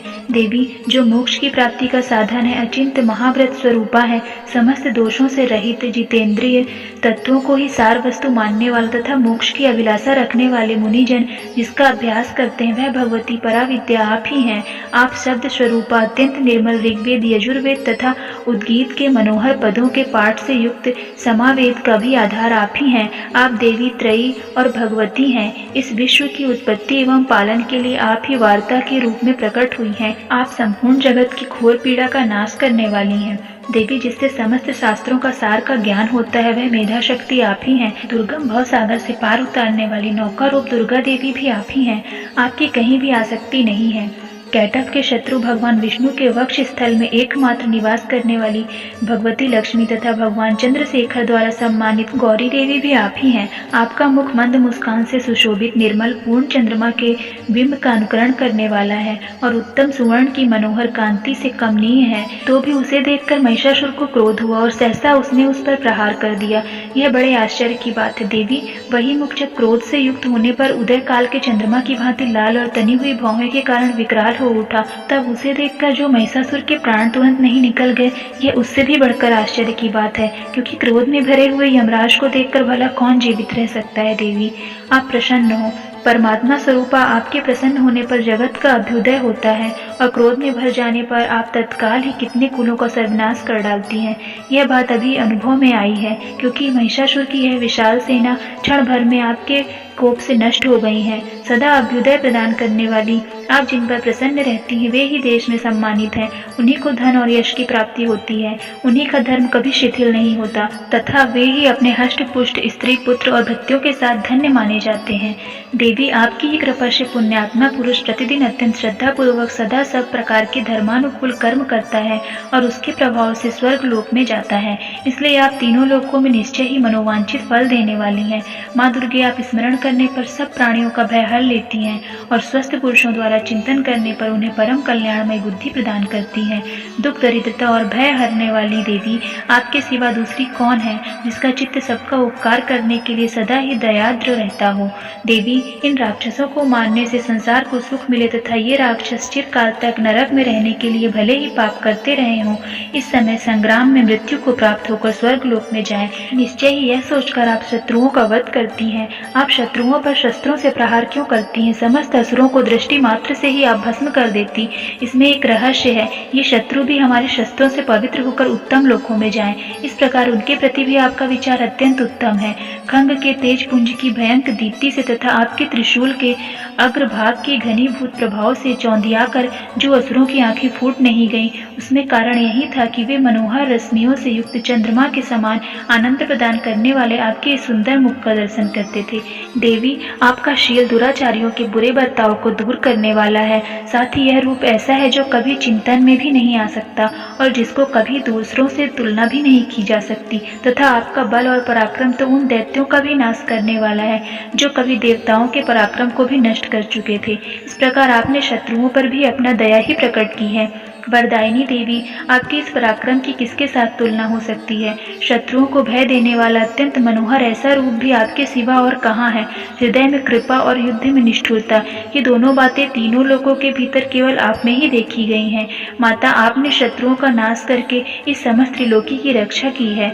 उन शत्रुओं को भी युद्ध भूमि में मारकर स्वर्ग लोक में पहुंचाया है तथा उन्मत्त दैत्यों से प्राप्त होने वाले हम लोगों के भय को भी दूर किया है। आपको हमारा नमस्कार है।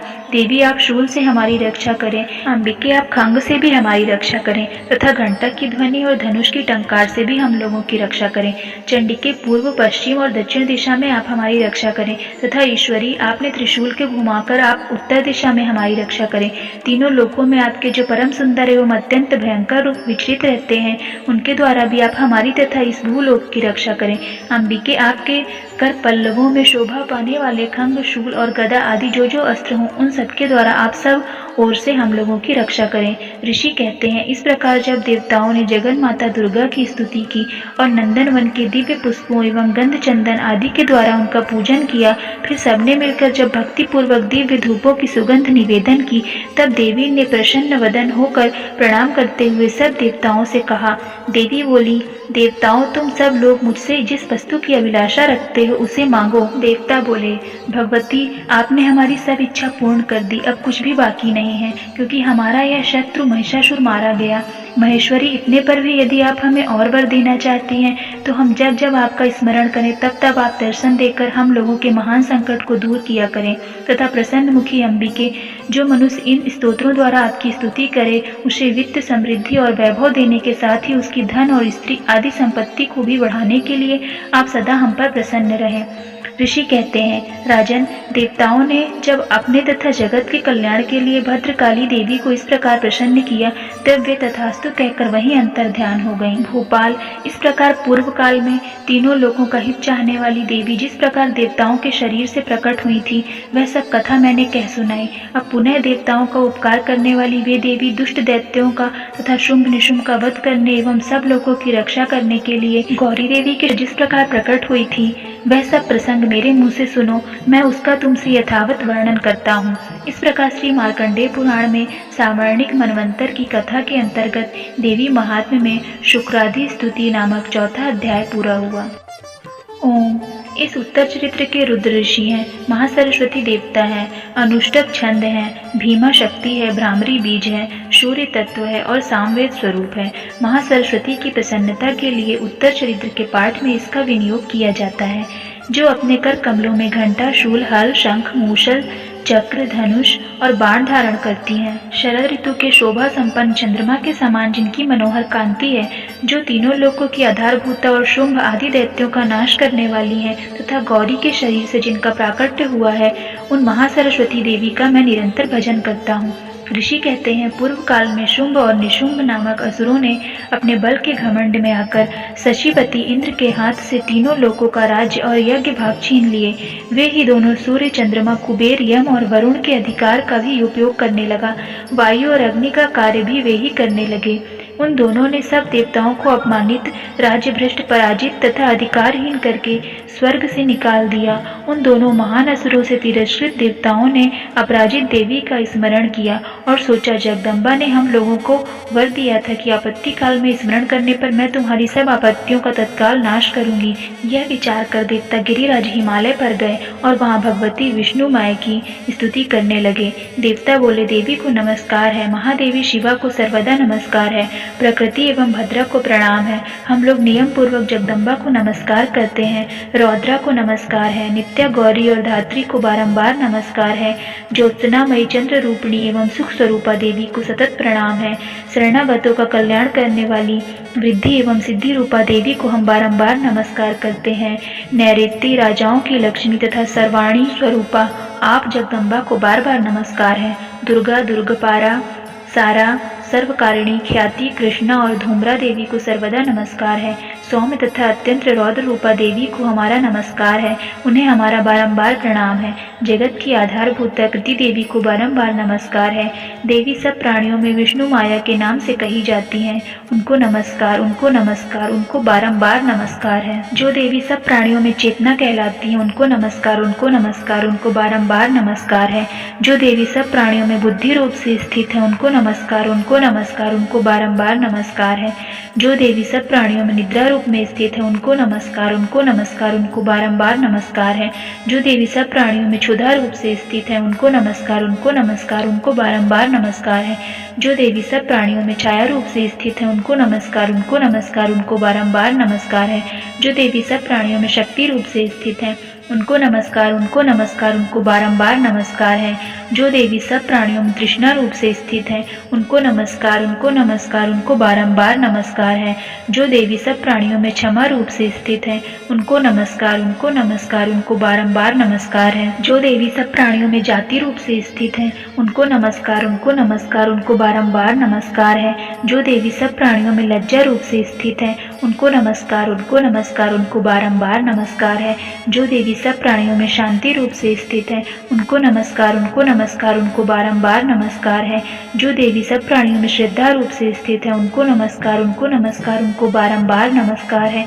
जो देवी सब प्राणियों में कांति रूप से स्थित है, उनको नमस्कार, उनको नमस्कार, उनको बारंबार नमस्कार है। जो देवी सब प्राणियों में लक्ष्मी रूप से स्थित है, उनको नमस्कार, उनको नमस्कार, उनको बारंबार नमस्कार है। जो देवी सब प्राणियों में वृत्ति रूप से स्थित है, उनको नमस्कार, उनको नमस्कार, उनको बारंबार नमस्कार है। जो देवी सब प्राणियों में स्मृति रूप से स्थित है, उनको नमस्कार, उनको नमस्कार, उनको बारंबार नमस्कार है। जो देवी सब प्राणियों में दया रूप से स्थित है, उनको नमस्कार, उनको नमस्कार, उनको बारंबार नमस्कार है। जो देवी सब प्राणियों में दृष्टि रूप से स्थित है, उनको नमस्कार, उनको नमस्कार, उनको बारंबार नमस्कार है। जो देवी सब प्राणियों में माता रूप से स्थित है, उनको नमस्कार, उनको नमस्कार, उनको बारंबार नमस्कार है। जो देवी सब प्राणियों में भ्रांति रूप से स्थित है, उनको नमस्कार, उनको नमस्कार, उनको बारंबार नमस्कार है। जो जीवों की इंद्रिय वर्ग की अधिष्ठात्री देवी एवं सब प्राणियों में सदा व्याप्त रहने वाली है, उन व्याप्ति देवी को बारंबार नमस्कार है। जो देवी चैतन्य रूप से इस संपूर्ण जगत को व्याप्त करके स्थित है, उनको नमस्कार, उनको नमस्कार, उनको बारंबार नमस्कार है। पूर्व काल में अपने अभीष्ट की प्राप्ति होने से देवताओं ने जिनकी स्तुति की तथा देवराज इंद्र ने बहुत दिनों तक जिनका सेवन किया, वह कल्याण की साधना भूत ईश्वरी हमारा कल्याण और मंगल करें तथा सारी आपत्तियों का नाश कर डाले। उदंड दैत्यों से सताए हुए हम सभी देवता जिन परमेश्वरी को इस समय नमस्कार करते हैं तथा जो भक्ति से विनम्र पुरुषों द्वारा स्मरण की जाने पर तत्काल ही संपूर्ण विपत्तियों का नाश कर देती हैं, वे जगदम्बा हमारा संकट दूर करें। ऋषि कहते हैं, राजन, इस प्रकार जब देवता स्तुति कर रहे थे उस समय पार्वती देवी गंगा जी के जल में स्नान करने के लिए यहाँ आई। उन सुंदर बाहों वाली भगवती ने देवताओं से पूछा, आप लोग यहाँ किसकी स्तुति कर रहे हैं? तब उन्हीं के शरीर कोश से प्रकट हुई शिवा देवी बोली, शुंभ निशुंभ दैत्य से तिरस्कृत और युद्ध में निशुंभ से पराजित हो यहाँ एकत्रित हुए ये समस्त देवता ये मेरी ही स्तुति कर रहे हैं। पार्वती जी के शरीर कोश से अंबिका का प्रादुर्भाव हुआ था, इसलिए वे समस्त लोगों में कौशिकी कही जाती हैं। कौशिकी के प्रकट होने के बाद पार्वती देवी का शरीर काले रंग का हो गया, अतः वे हिमालय पर रहने वाले कालिका देवी के नाम से विख्यात हुई। तदनंतर शुंभ निशुंभ के वृत्त चंड मुंड वहां आए और उन्होंने परम मनोहर रूप धारण करने वाली अंबिका देवी को देखा। फिर वे शुंभ के पास जाकर बोले, महाराज, एक अत्यंत मनोहर स्त्री है जो अपनी दिव्य कांति से हिमालय को प्रकाशित कर रही है। वैसा उत्तम रूप कहीं किसी ने भी नहीं देखा होगा। असुरेश्वर, पता लगाइए वह देवी कौन है और उसे ले लीजिए। स्त्रियों में तो वह रत्न है, उसका प्रत्येक अंग बहुत ही सुंदर है तथा वह अपने श्री अंगों की प्रभा से संपूर्ण दिशाओं में प्रकाश फैला रही है। दैत्यराज, अभी वह हिमालय पर ही मौजूद है, आप उसे देख सकते हैं। प्रभु, तीनों लोकों में मणि, हाथी और घोड़े आदि जितने भी रत्न हैं, वे सब इस समय आपके घर में शोभा पाते हैं। हाथियों में रत्नभूत ऐरावत, यह पारिजात का वृक्ष और यह उच्च शोभा घोड़ा, यह सब अपने इंद्र से ले लिया है। हंसों से जुता हुआ यह विमान भी आपके आंगन में शोभा पाता है। यह रत्नभूत अद्भुत विमान जो पहले ब्रह्मा जी के पास था, अब यह आपके यहाँ लाया गया है। यह महापद्म नामक निधि आप कुबेर से छीन लाए हैं। समुद्र ने भी आपको किंजलकिनी नामक माला भेंट की है जो केसरों से सुशोभित है और जिसके कभी कमल कुम्हलाते नहीं है। सुवर्ण की वर्षा करने वाले वरुण का छत्र भी आपके घर में शोभा पाता है तथा यह श्रेष्ठ रथ जो पहले प्रजापति के अधिकार में था, वह आपके पास मौजूद है। दैत्येश्वर, मृत्यु की उत्क्रांतिदा नाम वाली शक्ति भी आपने छीन ली है तथा वरुण का पाश और समुद्र में होने वाले सब प्रकार के रत्न आपके भाई निशुंभ के अधिकार में है। अग्नि ने भी स्वतः शुद्ध किए हुए 2 वस्त्र आपकी सेवा में अर्पित किए हैं। दैत्यराज, इस प्रकार सभी रत्न आपने एकत्र कर लिए हैं। फिर जो यह स्त्रियों में रत्न रूप कल्याणमयी देवी है, इसे आप क्यों नहीं अपने अधिकार में ले लेते?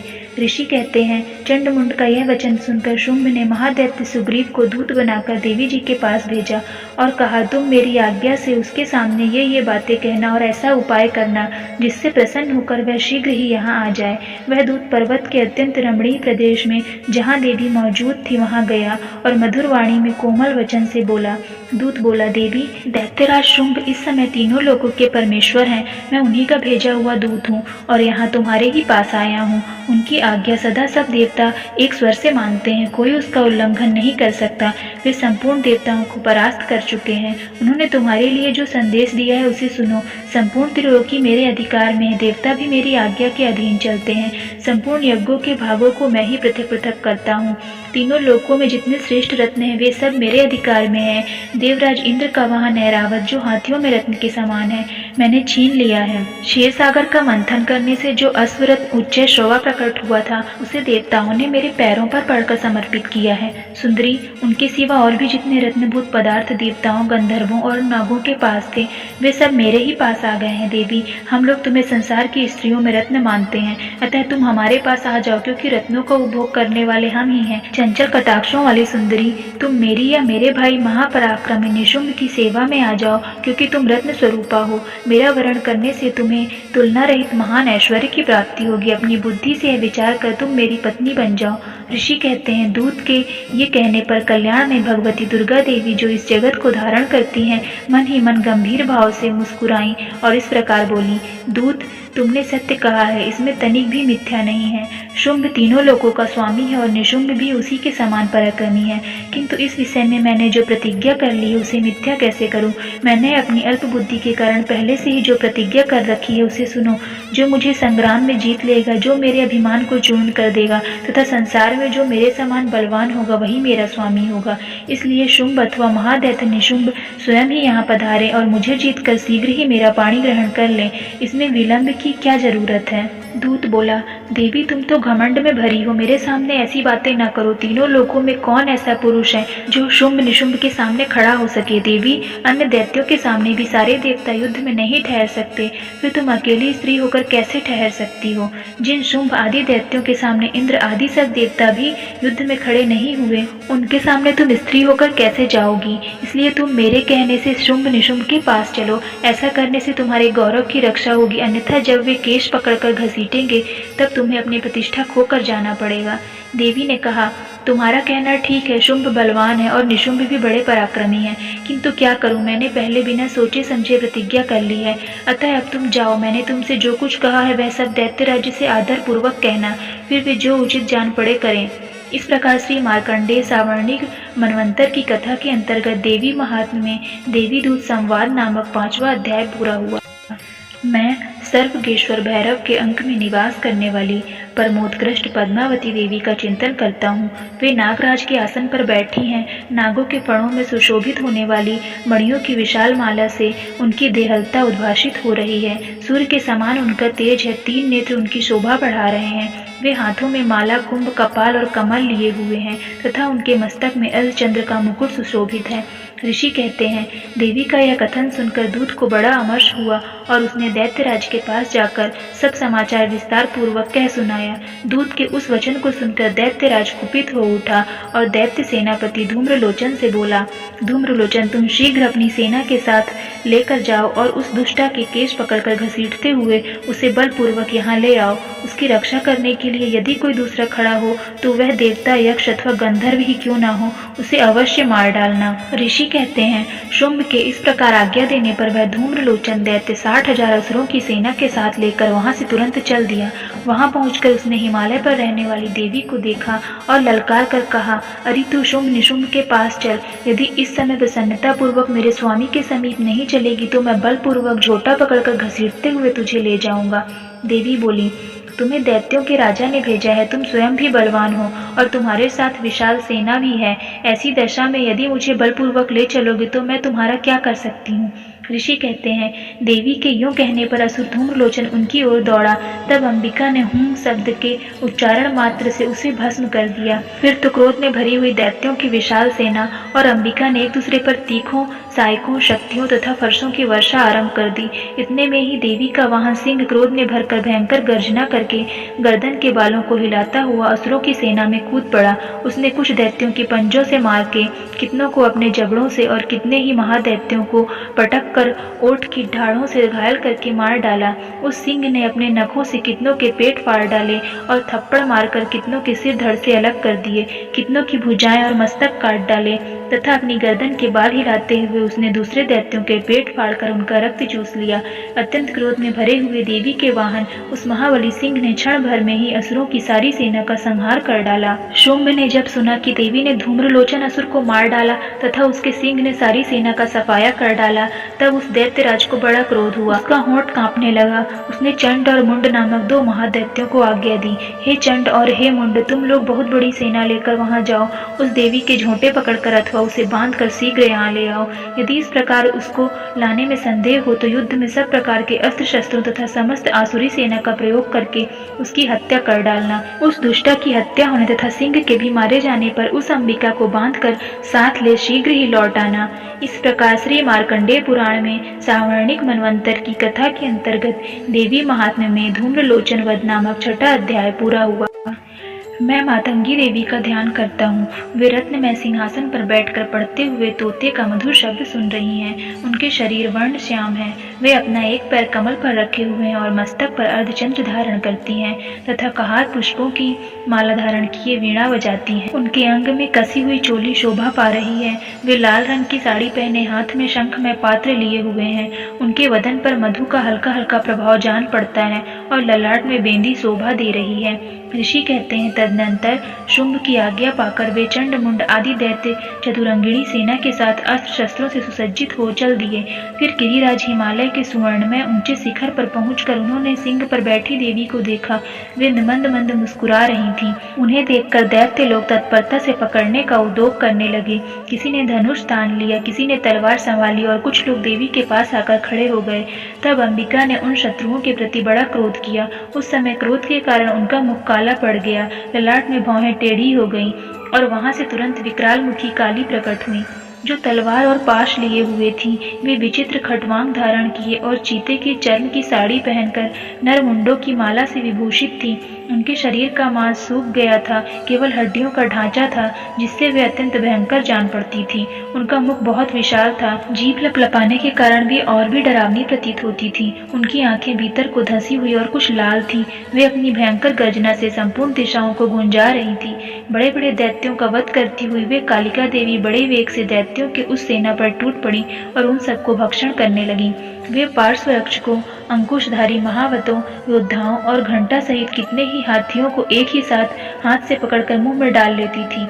इसी प्रकार घोड़े, रथ और सारथी के साथ रथी सैनिकों को मुंह में डालकर वे उन्हें बड़े भयानक रूप से चबा डालती थी। किसी के बाल पकड़ लेती, किसी का गला दबा देती, किसी को पैरों से कुचल डालती और किसी को छाती के धक्के से गिराकर मार डालती थी। वे असुरों के छोड़े हुए बड़े बड़े अस्त्र शस्त्र मुंह से पकड़ लेती और रोष में भरकर उनको दांतों से पीस डालती थी। काली ने, बलवान एवं दुरात्मा दैत्यों की वह सारी सेना रौंद डाली, खा डाली और कितनों को मार भगाया। कोई तलवार के घाट उतर गए, कोई खटवांग से पीटे गए और कितने ही असुर दांतों के अग्रभाग से कुचल जाकर मृत्यु को प्राप्त हुए। इस प्रकार देवी ने असुरों की उस सारी सेना को क्षण भर में मार गिराया। यह देखकर चंड उन अत्यंत भयानक काली देवी की ओर दौड़ा तथा महादैत्य मुंड ने भी अत्यंत भयंकर बाणों की वर्षा से तथा हजारों बार चलाए गए चक्रों से उन भयानक नेत्रों वाली देवी को आच्छादित कर दिया। वे अनेकों चक्र देवी के मुख में समाते हुए ऐसे जान पड़े मानो सूर्य के बहुतेरे मंडल बादलों के उदर में प्रवेश कर रहे हों। तब भयंकर गर्जना करने वाली काली ने अत्यंत रोष में भरकर विकट अट्टहास किया। उस समय उनके विकराल वदन के भीतर कठिनता से देखे जा सकने वाले दांतों की प्रभा से वे अत्यंत उज्जवल दिखाई देती थी। देवी ने बहुत बड़ी तलवार हाथों में ले हम का उच्चारण करके चंड पर धावा किया और उसके केश पकड़कर उसी तलवार से उसका मस्तक काट डाला। चंड को मारा गया देखकर मुंड भी देवी की ओर दौड़ा। तब देवी ने रोष में भरकर उसे भी तलवार से घायल कर धरती पर सुला दिया। महापराक्रमी चंड और मुंड को मारा गया देख मरने से बची हुई बाकी सेना भय से व्याकुल हो चारों ओर भाग गई। तदनंतर काली ने चंड और मुंड का मस्तक हाथ में ले चंडिका के पास जाकर प्रचंड अट्टहास करते हुए कहा, देवी, मैंने चंड और मुंड नामक इन दो महापशुओं का तुम्हें भेंट किया है। अब युद्ध में तुम शुंभ और निशुंभ स्वयं ही वध करना। ऋषि कहते हैं, वहां लाए हुए उन चंड मुंड नामक महादैत्यों को देखकर कल्याणमयी चंडी ने काली से मधुर वाणी में कहा, देवी, तुम चंड और मुंड को लेकर मेरे पास आई हो, इसलिए संसार में चामुंडा के नाम से तुम्हारी ख्याति होगी। इस प्रकार श्री मार्कंडेय पुराण में सावर्णिक मनवंतर की कथा के अंतर्गत देवी महात्म्य में चंड मुंड वध नामक 7वां अध्याय पूरा हुआ। मैं अणिमा आदि सिद्धिमयी किरणों से आवृत भवानी का ध्यान करता हूँ। उनके शरीर का रंग लाल है, नेत्रों में करुणा लहरा रही है तथा हाथों में पाश, अंकुश, बाण और धनुष शोभा पाते हैं। ऋषि कहते हैं, चंड और मुंड नामक दैत्यों के मारे जाने तथा बहुत सी सेना का संहार हो जाने पर दैत्यों के राजा प्रतापी शुंभ के मन में बड़ा क्रोध हुआ और उसने दैत्यों की संपूर्ण सेना को युद्ध के लिए कूच करने की आज्ञा दी। वह बोला, आज उदा युद्ध नाम के 86 दैत्य सेनापति अपनी सेनाओं के साथ युद्ध के लिए प्रस्थान करें। कंबू नाम वाले दैत्यों के 84 सेना नायक अपनी वाहिनी से घिरे हुए यात्रा करें। 50 कोटि वीर कुल के और 100 धौम कुल के असुर सेनापति मेरी आज्ञा से सेना सहित कूच करें। कालक, दौहर्द, मौर्य और कालकेय असुर भी युद्ध के लिए तैयार हो मेरी आज्ञा से तुरंत प्रस्थान करें। भयानक शासन करने वाले असुर राज शुंभ इस प्रकार की आज्ञा दे सहस्त्रों बड़ी बड़ी सेनाओं के साथ युद्ध के लिए प्रस्थित हुआ। उसकी अत्यंत भयंकर सेना आती देख चंडिका ने अपने धनुष की टंकार से पृथ्वी और आकाश के बीच का भाग गुंजा दिया। राजन, तदनंतर देवी के सिंह ने भी बड़े जोर से दहाड़ना आरंभ किया। फिर अंबिका ने घंटे के शब्द से उस ध्वनि को और भी बढ़ा दिया। धनुष की टंकार, सिंह की दहाड़ और घंटे की ध्वनि से संपूर्ण दिशाएं गूंज उठी। उस भयंकर शब्द से काली ने अपने विकराल मुख को और भी बढ़ा लिया तथा इस प्रकार वे विजयिनी हुई। उस तुमुल नाद को सुनकर दैत्यों की सेनाओं ने चारों ओर से आकर चंडिका देवी के सिंह तथा काली देवी को क्रोधपूर्वक घेर लिया। राजन, इसी बीच में असुरों के विनाश तथा देवताओं के अभ्युदय को लिए ब्रह्मा, शिव, कार्तिकेय, विष्णु और इंद्र आदि देवों की शक्तियां जो अत्यंत पराक्रम और बल से संपन्न थीं, उनके शरीरों से निकलकर उन्हीं के रूप में चंडिका देवी के पास आ गईं। जिस देवता का जैसा रूप वैसी वेशभूषा और जैसा वाहन ठीक वैसे ही साधनों से संपन्न हो उसकी शक्ति असुरों से युद्ध करने के लिए आई। सबसे पहले हंसयुक्त विमान पर बैठी हुई अक्षसूत्र और कमंडल से सुशोभित ब्रह्मा जी की शक्ति उपस्थित हुई, जिसे ब्रह्माणी कहते हैं। महादेव जी की शक्ति वृषभ पर आरूढ़ हो हाथों में श्रेष्ठ त्रिशूल धारण किए, महानाग का कंकड़ पहने, मस्तक में चंद्र रेखा से विभूषित हो वहां आ पहुंची। कार्तिकेय जी की शक्ति जगदम्बिका उन्हीं का रूप धारण किए श्रेष्ठ मयूर पर आरूढ़ हो हाथ में शक्ति लिए दैत्यों से युद्ध करने के लिए आई। इसी प्रकार भगवान विष्णु की शक्ति गरुड़ पर विराजमान हो शंख, चक्र, गदा, शांग, धनुष तथा खंग हाथ में लिए वहां आई। अनुपम यज्ञ वाराह का रूप धारण करने वाली श्री हरि का जो शक्ति है वह भी वाराह शरीर धारण करके वहां उपस्थित हुई। नारसिंही शक्ति भी नृसिंह के समान शरीर धारण कर वहां आई। उसकी गर्दन के बालों के झटके से आकाश के तारे बिखरे पड़ते थे। इसी प्रकार इंद्र की शक्ति वज्र हाथ में लिए गजराज ऐरावत पर बैठकर आई। उसके भी सहस्त्र नेत्र थे। इंद्र का जैसा रूप है वैसा ही उसका भी था। तदनंतर उन देव शक्तियों से घिरे हुए महादेव जी ने चंडिका से कहा, मेरी प्रसन्नता के लिए तुम शीघ्र ही इन असुरों का संहार करो। तब देवी के शरीर से अत्यंत भयानक और परम उग्र चंडिका शक्ति प्रकट हुई, जो सैकड़ों गीदड़ियों की भांति आवाज करने वाली थी। उस अपराजिता देवी ने धूमिल जटा वाले महादेव जी से कहा, भगवान आप शुंभ निशुंभ के पास दूत बनकर जाइए और उन अत्यंत गर्वीले दानव शुंभ एवं निशुंभ दोनों से कहिए, साथ ही उनके अतिरिक्त जो भी दानव युद्ध के लिए वहां उपस्थित हो उनको भी यह संदेश दीजिए, दैत्यों यदि तुम जीवित रहना चाहते हो तो पाताल लोक लौट जाओ। इंद्र को त्रिलोकी का राज्य मिल जाए और देवता यज्ञ भाग का उपभोग करें। यदि बल के घमंड में आकर तुम युद्ध की अभिलाषा रखते हो तो आओ, मेरी शिवाएं तुम्हारे कच्चे मांस से तृप्त हो। क्योंकि उस देवी ने भगवान शिव को दूत के कार्य में नियुक्त किया था, इसलिए वह शिव दूती के नाम से संसार में विख्यात हुई। वे महादैत्य भी भगवान शिव के मुंह से देवी के वचन सुनकर क्रोध में भर गए और वहां जहां कात्यायनी विराजमान थी उस ओर बढ़े। तदनंतर वे दैत्य अमर्ष में भरकर पहले ही देवी के ऊपर बाण, शक्ति और रिष्टि आदि अस्त्रों की वृष्टि करने लगे। तब देवी ने भी खेल खेल में ही धनुष की टंकार की और उससे छोड़े हुए बड़े बड़े बाणों द्वारा दैत्यों के चलाए हुए बाण, शूल, शक्ति और फरसों को काट डाला। फिर काली उनके आगे होकर शत्रुओं को शूल के प्रहार से विदीर्ण करने लगी और खटवांग से उनका कचूमर निकालती हुई रणभूमि में विचरने लगी। ब्रह्माणी भी जिस जिस ओर दौड़ती उसी ओर अपने कमंडल का जल छिड़ककर शत्रुओं के ओज और पराक्रमों को नष्ट कर देती थी। महेश्वरी ने त्रिशूल से तथा वैष्णवी ने चक्र से और अत्यंत क्रोध में भरी हुई कुमार कार्तिकेय की शक्ति ने शक्ति से दैत्यों का संहार आरंभ किया। इंद्र शक्ति के वज्र प्रहार से विदीर्ण हो सैकड़ों दैत्य दानव रक्त की धारा बहाते हुए पृथ्वी पर सो गए। वाराही शक्ति ने कितनों को अपनी थुथुनी की मार से नष्ट किया, दाढ़ों के अग्रभाग से कितनों की छाती भेद डाली, कितने ही दैत्य उसके चक्र की चोट से विदीर्ण होकर गिर पड़े। नारसिंही भी दूसरे महादैत्यों को अपने नखों से विदीर्ण करके खाती और सिंहनाद से दिशाओं एवं आकाश को गुंजाती हुई युद्ध क्षेत्र में विचरने लगी। कितने ही असुर शिव दूती के प्रचंड अट्टहास से अत्यंत भयभीत हो पृथ्वी पर गिर पड़े और गिरने पर उन्हें शिव दूती ने उसी समय अपना ग्रास बना लिया। इस प्रकार क्रोध में भरे हुए मात्र गणों को नाना प्रकार के उपायों से बड़े बड़े असुरों को मर्दन करते देख दैत्य सैनिक भाग खड़े हुए। मात्र गणों से पीड़ित दैत्यों को युद्ध से भागते देख रक्तबीज नामक महादैत्य क्रोध में भरकर युद्ध करने के लिए आया। उसके शरीर से जब रक्त की बूंद पृथ्वी पर गिरती तब उसी के समान शक्तिशाली एक दूसरा महादैत्य पृथ्वी पर पैदा हो जाता। महासुर रक्त बीज हाथों में गदा लेकर इंद्र शक्ति के साथ युद्ध करने लगा। तब ऐन्द्री ने अपने वज्र से रक्त बीज को मारा। वज्र से घायल होने पर उसके शरीर से बहुत सारा रक्त चूने लगा और उससे उसी के समान रूप तथा पराक्रम वाले योद्धा उत्पन्न होने लगे। उसके शरीर रक्त की जितनी बूंदें गिरी उतने ही पुरुष उत्पन्न हो गए। वे सब रक्त बीज के समान ही वीर्यवान, बलवान और पराक्रमी थे। वे रक्त से उत्पन्न होने वाले पुरुष भी अत्यंत भयंकर अस्त्र शस्त्रों का प्रहार करते हुए महामात्र गणों के साथ घोर युद्ध करने लगे। पुनः वज्र के प्रहार से जब उसका मस्तक घायल हुआ तब रक्त बहने लगा और उससे हजारों पुरुष उत्पन्न हो गए। वैष्णवी ने युद्ध में रक्त बीज पर चक्र का प्रहार किया तथा ऐन्द्री ने उसे दैत्य सेनापति को गदा से चोट पहुंचाई। वैष्णवी के चक्र से घायल होने पर उसके शरीर से जो रक्त बहा और उससे जो उसी के बराबर आकार वाले सहस्त्रों महादैत्य प्रकट हुए, उनके द्वारा संपूर्ण जगत का व्याप्त हो गया। कौमारी ने शक्ति से, वाराही ने खंग से और महेश्वरी ने त्रिशूल से महादैत्य रक्त बीज को घायल किया। क्रोध में भरे हुए उस महादैत्य रक्त बीज भी गदा से सभी मात्र शक्तियों पर पृथक पृथक प्रहार किया। शक्ति और शूल आदि से अनेक बार घायल होने पर जो उसके शरीर रक्त की धारा पृथ्वी पर गिरी, उससे भी निश्चय ही सैकड़ों असुर उत्पन्न हुए। इस प्रकार उस महादैत्य के रक्त से प्रकट हुए असुरों द्वारा संपूर्ण जगत व्याप्त हो गया।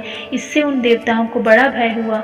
देवताओं को उदास देख चंडिका ने काली से शीघ्रतापूर्वक कहा, चामुंडे तुम अपना मुख और भी फैलाओ तथा मेरे शस्त्रपात से गिरने वाले रक्त बिंदुओं और उनसे उत्पन्न होने वाले महादैत्यों को तुम अपने इस उतावले मुख से खा जाओ।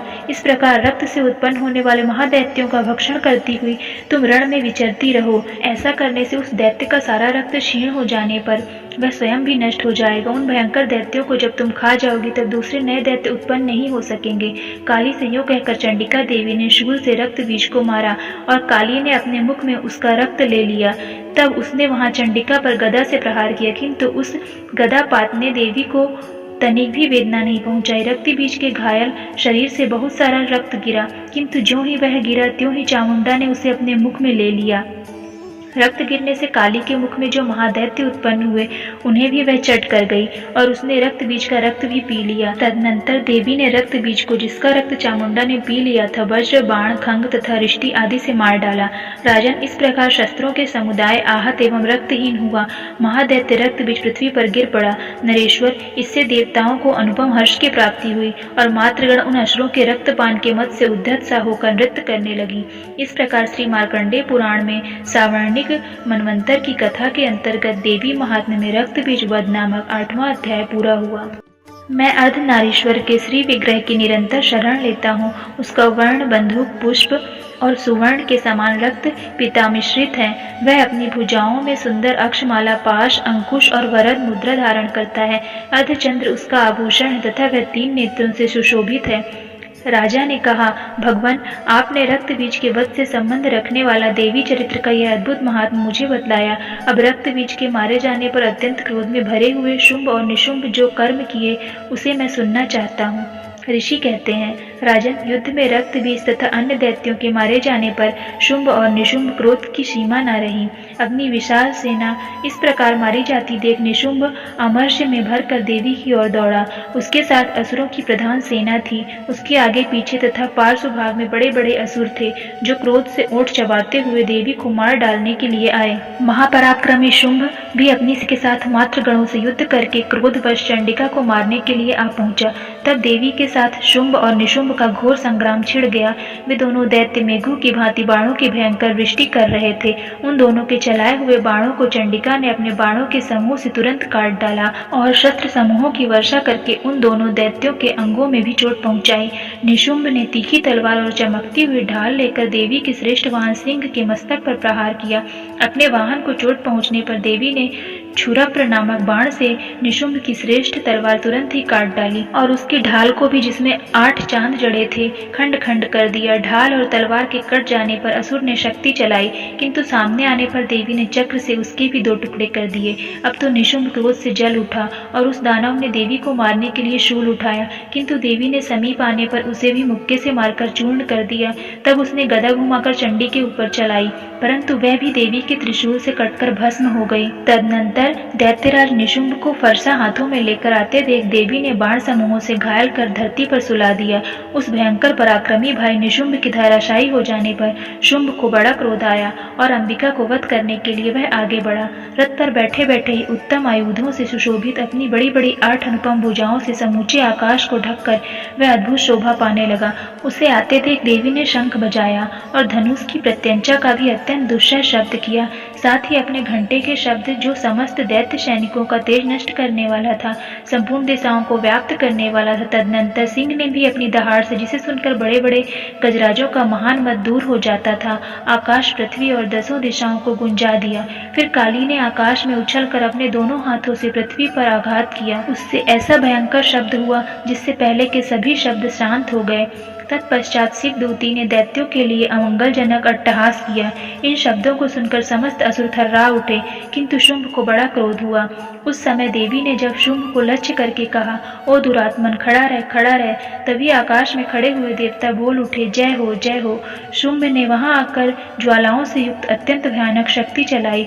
अग्नि में पर्वत के समान आती हुई उस शक्ति को देवी ने बड़े भारी लूके से दूर हटा दिया। उस समय शुंभ के सिंहनाद से तीनों लोग गूंज उठे। राजन, उसकी प्रतिध्वनि से वज्रपात के समान भयानक शब्द हुआ, जिसने अन्य सब शब्दों को जीत लिया। शुंभ के चलाए हुए बाणों के देवी ने और देवी के चलाए हुए बाणों के शुंभ ने अपने भयंकर बाणों द्वारा सैकड़ों और हजारों टुकड़े कर दिए।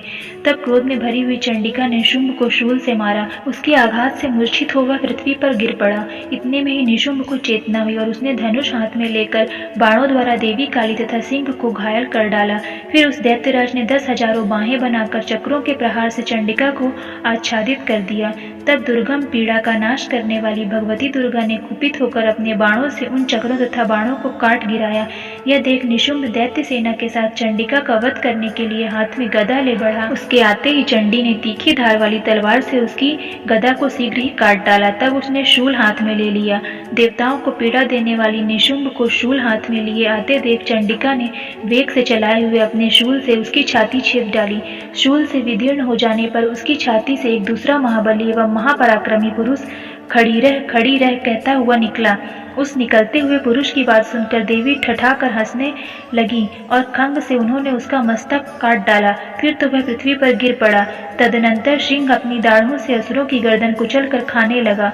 यह बड़ा भयंकर दृश्य था। उधर काली तथा शिवदूती ने भी अन्य दैत्यों का भक्षण आरंभ किया। कौमारी की शक्ति से विदीर्ण होकर कितने ही महादैत्य नष्ट हो गए। ब्रह्माणी के मंत्रपूत जल से निस्तेज होकर कितने ही भाग खड़े हुए। कितने ही दैत्य माहेश्वरी के त्रिशूल से छिन्न भिन्न हो धराशायी हो गए। वाराही के थूथुन के आघात से कितनों का पृथ्वी पर कचूमर निकल गया। वैष्णवी ने अपने चक्र से दानवों के टुकड़े टुकड़े कर डाले। ऐन्द्री के हाथ से छूटे हुए वज्र से भी कितने ही प्राणों से हाथ धो बैठे। कुछ असुर नष्ट हो गए, कुछ उस महायुद्ध से भाग गए तथा कितने ही काली, शिवदूती तथा सिंह के ग्रास बन गए।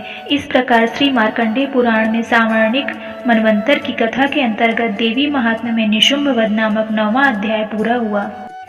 मैं मस्तक पर अर्धचंद्र धारण करने वाली शिव शक्ति स्वरूपा भगवती कामेश्वरी का हृदय में चिंतन करता हूँ। वे तपाए हुए स्वर्ण के समान सुंदर हैं। सूर्य, चंद्रमा और अग्नि, ये ही 3 उनके नेत्र हैं तथा वे अपने मनोहर हाथों में धनुष, बाण, अंकुश, पाश और शूल धारण किए हुए हैं। ऋषि कहते हैं, राजन, अपने प्राणों के समान प्यारे भाई निशुंभ को मारा गया देख तथा सारी सेना का संहार होता जान शुंभ ने कुपित होकर कहा, दुष्ट दुर्गे, तू बल के अभिमान में आकर झूठ मूठ का घमंड ना दिखा। तू बड़ी मानिनी बनी हुई है, किंतु दूसरी स्त्रियों के बल का सहारा लेकर लड़ती है। देवी बोली, ओ दुष्ट, मैं अकेली ही हूँ। इस संसार में मेरे सिवा दूसरी कौन है? देखिए, मेरी ही विभूतियां हैं, अतः मुझमें ही प्रवेश कर रही हैं। तदनंतर ब्रह्माणी आदि समस्त देवियां अंबिका देवी के शरीर में लीन हो गईं। उस समय केवल अंबिका देवी ही रह गईं। देवी बोली, मैं अपनी ऐश्वर्य शक्ति अनेक रूपों में यहाँ उपस्थित हुई थी। उन सब रूपों को मैंने समेट लिया। अब अकेली ही युद्ध में खड़ी हूँ। तुम भी स्थिर हो जाओ। ऋषि कहते हैं, तदनंतर देवी और शुंभ दोनों में सब देवताओं तथा दानवों को देखते देखते भयंकर युद्ध छिड़ गया। बाणों की वर्षा, तीखे शस्त्रों एवं दारुण अस्त्रों के प्रहार के कारण उन दोनों का युद्ध सब लोगों के लिए बड़ा भयानक प्रतीत हुआ। उस समय अंबिका देवी ने जो सैकड़ों दिव्य अस्त्र छोड़े थे, उन्हें दैत्यराज शुंभ ने अनेक निवारक अस्त्रों द्वारा काट डाला। इसी प्रकार शुंभ ने भी जो दिव्य अस्त्र चलाए उन्हें परमेश्वरी ने भयंकर हुंकार शब्द के उच्चारण आदि द्वारा खिलवाड़ में ही नष्ट कर डाला। तब उस असुर ने सैकड़ों बाणों से देवी को आच्छादित कर दिया। यह देखकर क्रोध में भरी हुई उन देवी ने भी बाण मारकर उसका धनुष काट डाला। धनुष कट जाने पर फिर दैत्यराज ने शक्ति हाथ में ली, किंतु देवी ने चक्र से उसके हाथ की शक्ति को भी काट गिराया। तत्पश्चात दैत्यों के स्वामी शुंभ ने 100 चांद वाली चमकती हुई ढाल और तलवार हाथ में ले उस समय देवी पर धावा किया। उसके आते ही चंडिका ने अपने धनुष से छोड़े हुए तीखे बाणों द्वारा उसकी सूर्य किरणों के समान उज्जवल ढाल और तलवार को तुरंत काट दिया। फिर उस दैत्य के घोड़े और सारथी मारे गए। धनुष तो पहले ही कट चुका था। अब उसने अंबिका को मारने के लिए उद्यत होकर भयंकर मुद्गर हाथ में लिया। उसे आते देख देवी ने अपने तीक्ष्ण बाणों से उसका मुद्गर भी काट डाला, जिस पर भी वह असुर मुक्का तानकर बड़े वेग से देवी की ओर झपटा। उस दैत्यराज ने देवी की छाती में मुक्का मारा, तब उन देवी ने भी उसकी छाती में एक चांटा जड़ दिया।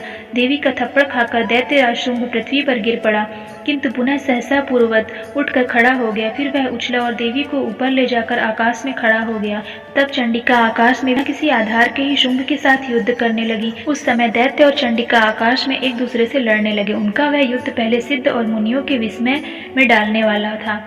फिर अंबिका ने शुंभ के साथ बहुत देर तक युद्ध करने के पश्चात उसे उठाकर घुमाया और पृथ्वी पर पटक दिया। पटके जाने पर पृथ्वी पर आने के बाद वह दुष्ट आत्मा दैत्य पुनः चंडिका का वध करने के लिए उनकी ओर बड़े वेग से दौड़ा। तब समस्त दैत्यों के राजा शुंभ को अपनी ओर आते देख देवी ने त्रिशूल से उसकी छाती छेदकर उसे पृथ्वी पर गिरा दिया। देवी के शूल की धार से घायल होने पर उसके प्राण पखेरु उड़ गए और वह समुद्रों, द्वीपों तथा पर्वतों सहित समूची पृथ्वी को कंपाता हुआ भूमि पर गिर पड़ा। तदनंतर उस दुरात्मा के मारे जाने पर संपूर्ण जगत प्रसन्न एवं पूर्ण स्वस्थ हो गया तथा आकाश स्वच्छ दिखाई देने लगा। पहले जो उत्पात सूचक मेघ और उल्कापात होते थे वे सब शांत हो गए तथा उस दैत्य के मारे जाने पर नदियां भी ठीक मार्ग से बहने लगीं। उस समय शुंभ की मृत्यु के बाद संपूर्ण देवताओं का हृदय हर्ष से भर गया और गंधर्व गण मधुर गीत गाने लगे। दूसरे गंधर्व बाजे बजाने लगे और अप्सराएं नाचने लगीं। पवित्र वायु बहने लगी। सूर्य की प्रभा उत्तम हो गई। अग्निशाला की बुझी हुई आग अपने आप प्रज्वलित हो उठी तथा संपूर्ण दिशाओं के भयंकर शब्द शांत हो गए। इस प्रकार श्री मार्कंडेय पुराण में सावर्णिक मनवंतर की कथा के अंतर्गत देवी महात्म्य में शुंभवध नामक 10वां अध्याय पूरा हुआ। मैं भुवनेश्वरी देवी का ध्यान करता हूँ। उनके श्रीअंगों की आभा प्रभात काल के सूर्य के समान है और मस्तक पर चंद्रमा का मुकुट है। वे उभरे हुए स्तनों और 3 नेत्रों से युक्त हैं। उनके मुख पर मुस्कान की छटा छाई रहती है और हाथों में वरद, अंकुश, पाश एवं अभय मुद्रा शोभा पाते हैं। ऋषि कहते हैं देवी के द्वारा वहाँ महादैत्यपति शुंभ के मारे जाने पर इंद्र आदि देवता अग्नि को आग करके उन कात्यायनी देवी की स्तुति करने लगे। उस समय अभीष्ट की प्राप्ति होने से उनके मुख कमल दमक उठे थे और उनके प्रकाश से दिशाएं जगमगा उठी थी। देवता बोले, शरणागत की पीड़ा दूर करने वाली देवी हम पर प्रसन्न हो जाओ। संपूर्ण जगत की माता प्रसन्न हो जाओ। विश्वेश्वरी, विश्व की रक्षा करो। देवी तुम ही चराचर जगत की अधीश्वरी हो। तुम इस जगत का एकमात्र आधार हो, क्योंकि पृथ्वी के रूप में तुम्हारी ही स्थिति है। देवी तुम्हारा पराक्रम अलंघनीय है। तुम ही जल रूप में स्थित होकर संपूर्ण जगत को तृप्त करती हो। तुम अनंत बल संपन्न वैष्णवी शक्ति हो। इस विश्व की कारणभूता परा माया हो देवी। तुमने इस समस्त जगत को मोहित कर रखा है। तुम ही प्रसन्न होने पर पृथ्वी पर मोक्ष की प्राप्ति कराती हो। देवी संपूर्ण विद्याएं तुम्हारी ही भिन्न भिन्न स्वरूप है। जगत में जितनी स्त्रियां हैं वे सब तुम्हारी ही मूर्तियां हैं। जगदम्बा, एकमात्र तुमने ही इस विश्व को व्याप्त कर रखा है। तुम्हारी स्तुति क्या हो सकती है। तुम तो स्तुवन करने योग्य पदार्थों से एवं परावाणी हो।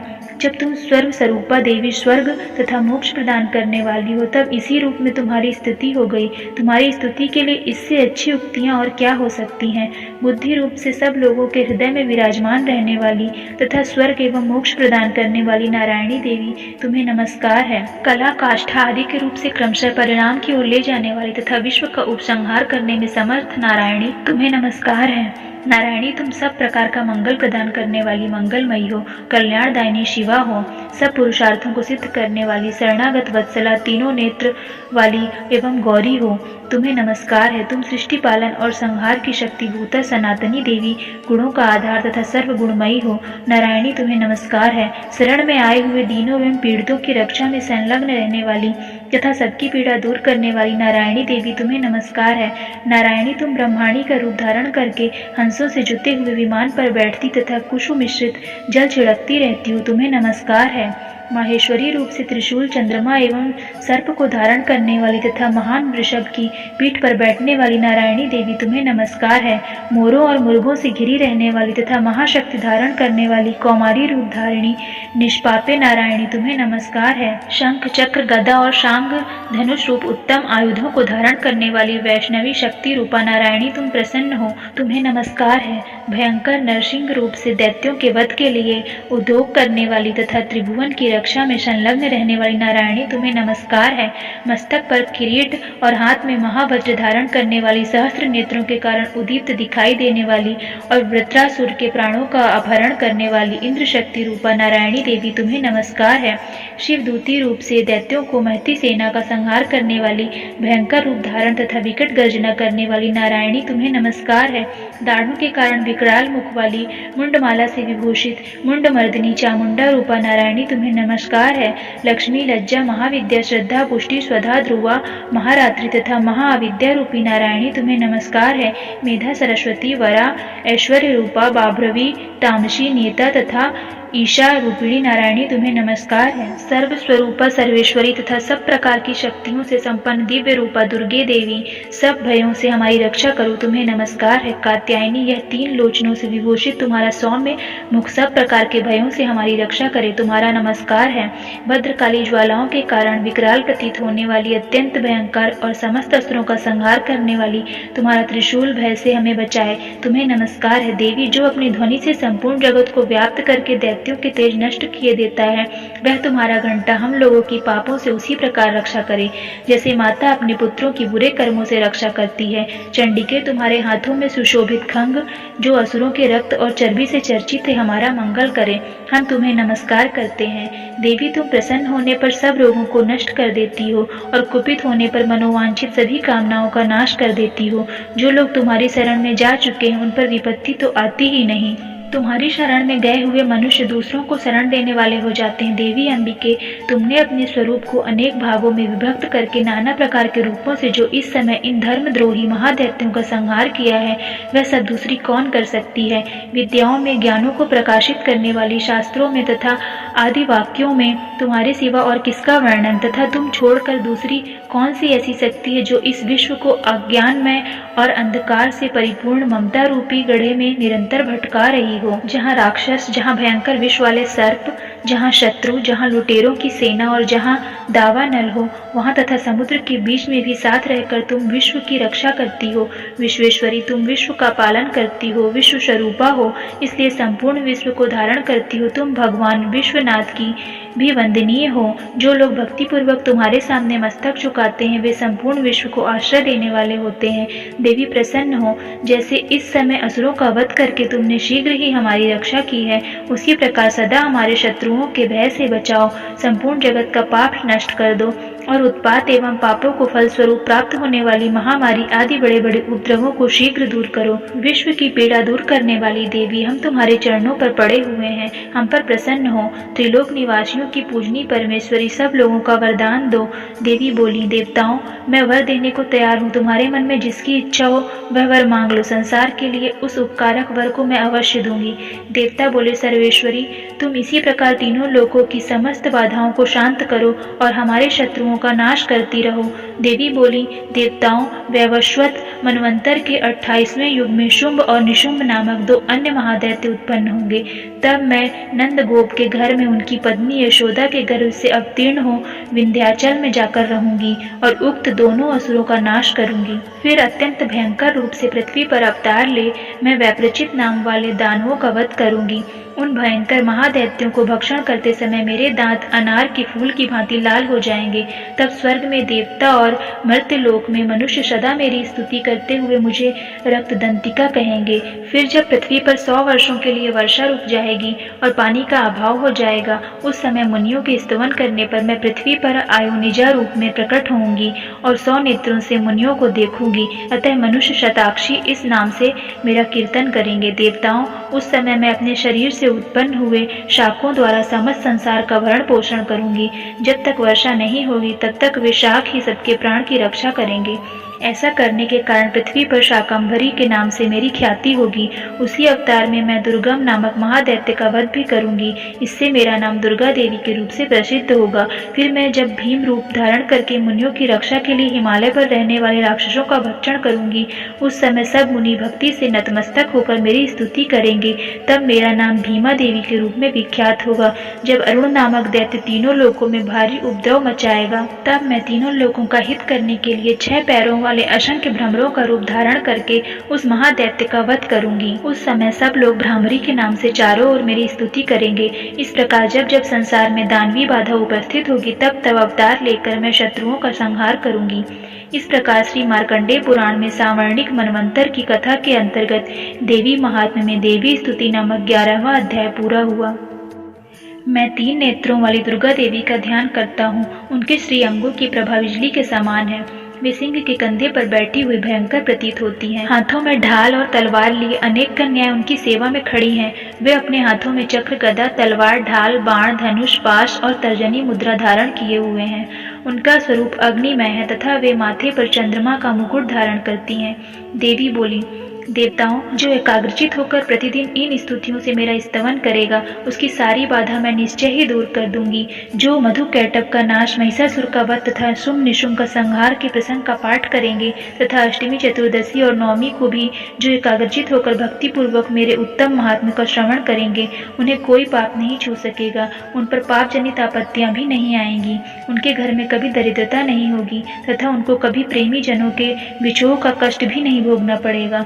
इतना ही नहीं, उन्हें शत्रु से, लुटेरों से, राजा से, शस्त्र से, अग्नि से तथा जल की राशि से भी कभी भय नहीं होगा। इसलिए सबको एकाग्रचित होकर भक्ति पूर्वक मेरे इस महात्म्य को सदा पढ़ना और सुनना चाहिए। यह परम कल्याण कारक है। मेरा महात्म्य महामारी जनित समस्त उपद्रवों तथा आध्यात्मिक आदि तीनों प्रकार के उत्पातों को शांत करने वाला है। मेरे जिस मंदिर में प्रतिदिन विधि पूर्वक मेरे इसी महात्म्य का पाठ किया जाता है, उस स्थान को मैं कभी नहीं छोड़ती। वहाँ सदा ही मेरा सन्निधान बना रहता है। बलिदान, पूजा, होम तथा महोत्सव के अवसरों पर मेरे इस चरित्र का पूरा पूरा पाठ और श्रवण करना चाहिए।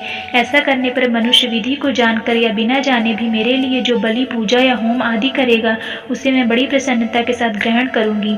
शरत काल में जो वार्षिक महापूजा की जाती है, उस अवसर पर जो मेरे इस महात्म्य को भक्ति पूर्वक सुनेगा, वह मनुष्य मेरे प्रसाद से सब बाधाओं से मुक्त तथा धन, धान्य एवं पुत्र से संपन्न होगा। इसमें तनिक भी संदेह नहीं है। मेरे इस महात्म्य, मेरे प्रादुर्भाव की सुंदर कथाएं तथा युद्ध में किए हुए मेरे पराक्रम सुनने से मनुष्य निर्भय हो जाता है। मेरे महात्म्य का श्रवण करने वाले पुरुषों के शत्रु नष्ट हो जाते हैं, उन्हें कल्याण की प्राप्ति होती है तथा उनका कुल आनंदित रहता है। सर्वत्र शांति कर्म में बुरे स्वप्न दिखाई देने पर तथा ग्रह जनित भयंकर पीड़ा उपस्थित होने पर मेरा महात्म्य श्रवण करना चाहिए। इससे सब विघ्न तथा भयंकर ग्रह पीड़ाएं शांत हो जाती हैं और मनुष्यों द्वारा देखा हुआ दुष्स्वप्न शुभ स्वप्न में परिवर्तित हो जाता है। बाल ग्रहों से आक्रांत हुए बालकों के लिए यह महात्म्य शांति कारक है तथा मनुष्यों के संगठन में फूट होने पर यह अच्छी प्रकार की मित्रता कराने वाला होता है। यह महात्म्य समस्त दुराचारियों के बल का नाश करने वाला है। इसके पाठ मात्र से राक्षसों, भूतों और पिशाचों का नाश हो जाता है। मेरा यह सब महात्म्य मेरे सामीप्य की प्राप्ति कराने वाला है। पशु, पुष्प, अर्घ्य, धूप, दीप, गंध आदि उत्तम सामग्रियों द्वारा पूजन करने से, ब्राह्मणों को भोजन कराने से, होम करने से, प्रतिदिन अभिषेक करने से, नाना प्रकार के अन्य भोगों को अर्पण करने से तथा दान देने से आदि से 1 वर्ष तक जो मेरी आराधना की जाती है और उससे मुझे जितनी प्रसन्नता होती है, उतनी प्रसन्नता मेरे इस उत्तम चरित्र का एक बार श्रवण करने मात्र से हो जाती है। यह महात्म्य श्रवण करने पर पापों को हर लेता है और आरोग्य प्रदान करता है। मेरे प्रादुर्भाव का कीर्तन समस्त भूतों से रक्षा करता है तथा मेरा युद्ध विषयक चरित्र दुष्ट दैत्यों का संहार करने वाला है। इसके श्रवण करने पर मनुष्यों को शत्रु का भय नहीं रहता। देवताओं, तुमने और ब्रह्म ऋषियों ने जो मेरी स्तुतियां की हैं तथा ब्रह्मा जी ने जो स्तुतियां की हैं, वे सभी कल्याणमयी बुद्धि प्रदान करती हैं। वन में, सूने मार्ग में अथवा दावानल से गिर जाने पर निर्जन स्थान में लुटेरों के दाव में पड़ जाने पर या शत्रुओं से पकड़े जाने पर अथवा जंगल में सिंह, व्याघ्र या जंगली हाथियों के पीछा करने पर, कुपित राजा के आदेश से वध या बंधन के स्थल में ले जाए जाने पर, अथवा महासागर में नाव पर बैठने के बाद भारी तूफान से नाव के डगमग होने पर और अत्यंत भयंकर युद्ध में शस्त्रों का प्रहार होने पर, अथवा वेदना से पीड़ित होने पर, सभी भयानक बाधाओं के उपस्थित होने पर जो मेरे इस चरित्र का स्मरण करता है वह मनुष्य संकट से मुक्त हो जाता है। मेरे प्रभाव से सिंह आदि हिंसक जंतु नष्ट हो जाते हैं तथा लुटेरे शत्रु भी मेरे चरित्र का स्मरण करने वाले पुरुष से दूर भाग जाते हैं। ऋषि कहते हैं, यूं कहकर प्रचंड पराक्रम वाली भगवती चंडिका सब देवताओं के देखते देखते ही वहीं अंतर ध्यान हो गई। फिर समस्त देवता भी शत्रुओं के मारे जाने से निर्भय हो पहले की ही भांति यज्ञ भाग का उपभोग करते हुए अपने अपने अधिकार का पालन करने लगे। संसार का विध्वंस करने वाले महाभयंकर अतुल पराक्रमी देव शत्रु शुंभ तथा महाबली निशुंभ युद्ध में देवी द्वारा मारे जाने पर शेष दैत्य पाताल लोक में चले आए। राजन, इस प्रकार भगवती अंबिका देवी नित्य होती हुई भी पुनः पुनः प्रकट होकर जगत की रक्षा करती हैं। वे ही इस विश्व को मोहित करती, वे ही जगत को जन्म देती तथा वे ही प्रार्थना करने पर संतुष्ट हो विज्ञान एवं समृद्धि प्रदान करती हैं। राजन, महाप्रलय के समय महामारी का स्वरूप धारण करने वाली एवं महाकाली इस समस्त ब्रह्मांड में व्याप्त हैं। वे ही समय समय पर महामारी होती और वे ही स्वयं अजन्मा होती हुई भी सृष्टि के रूप में प्रकट होती हैं। वे सनातनी देवी ही समयानुसार संपूर्ण भूतों की रक्षा करती हैं।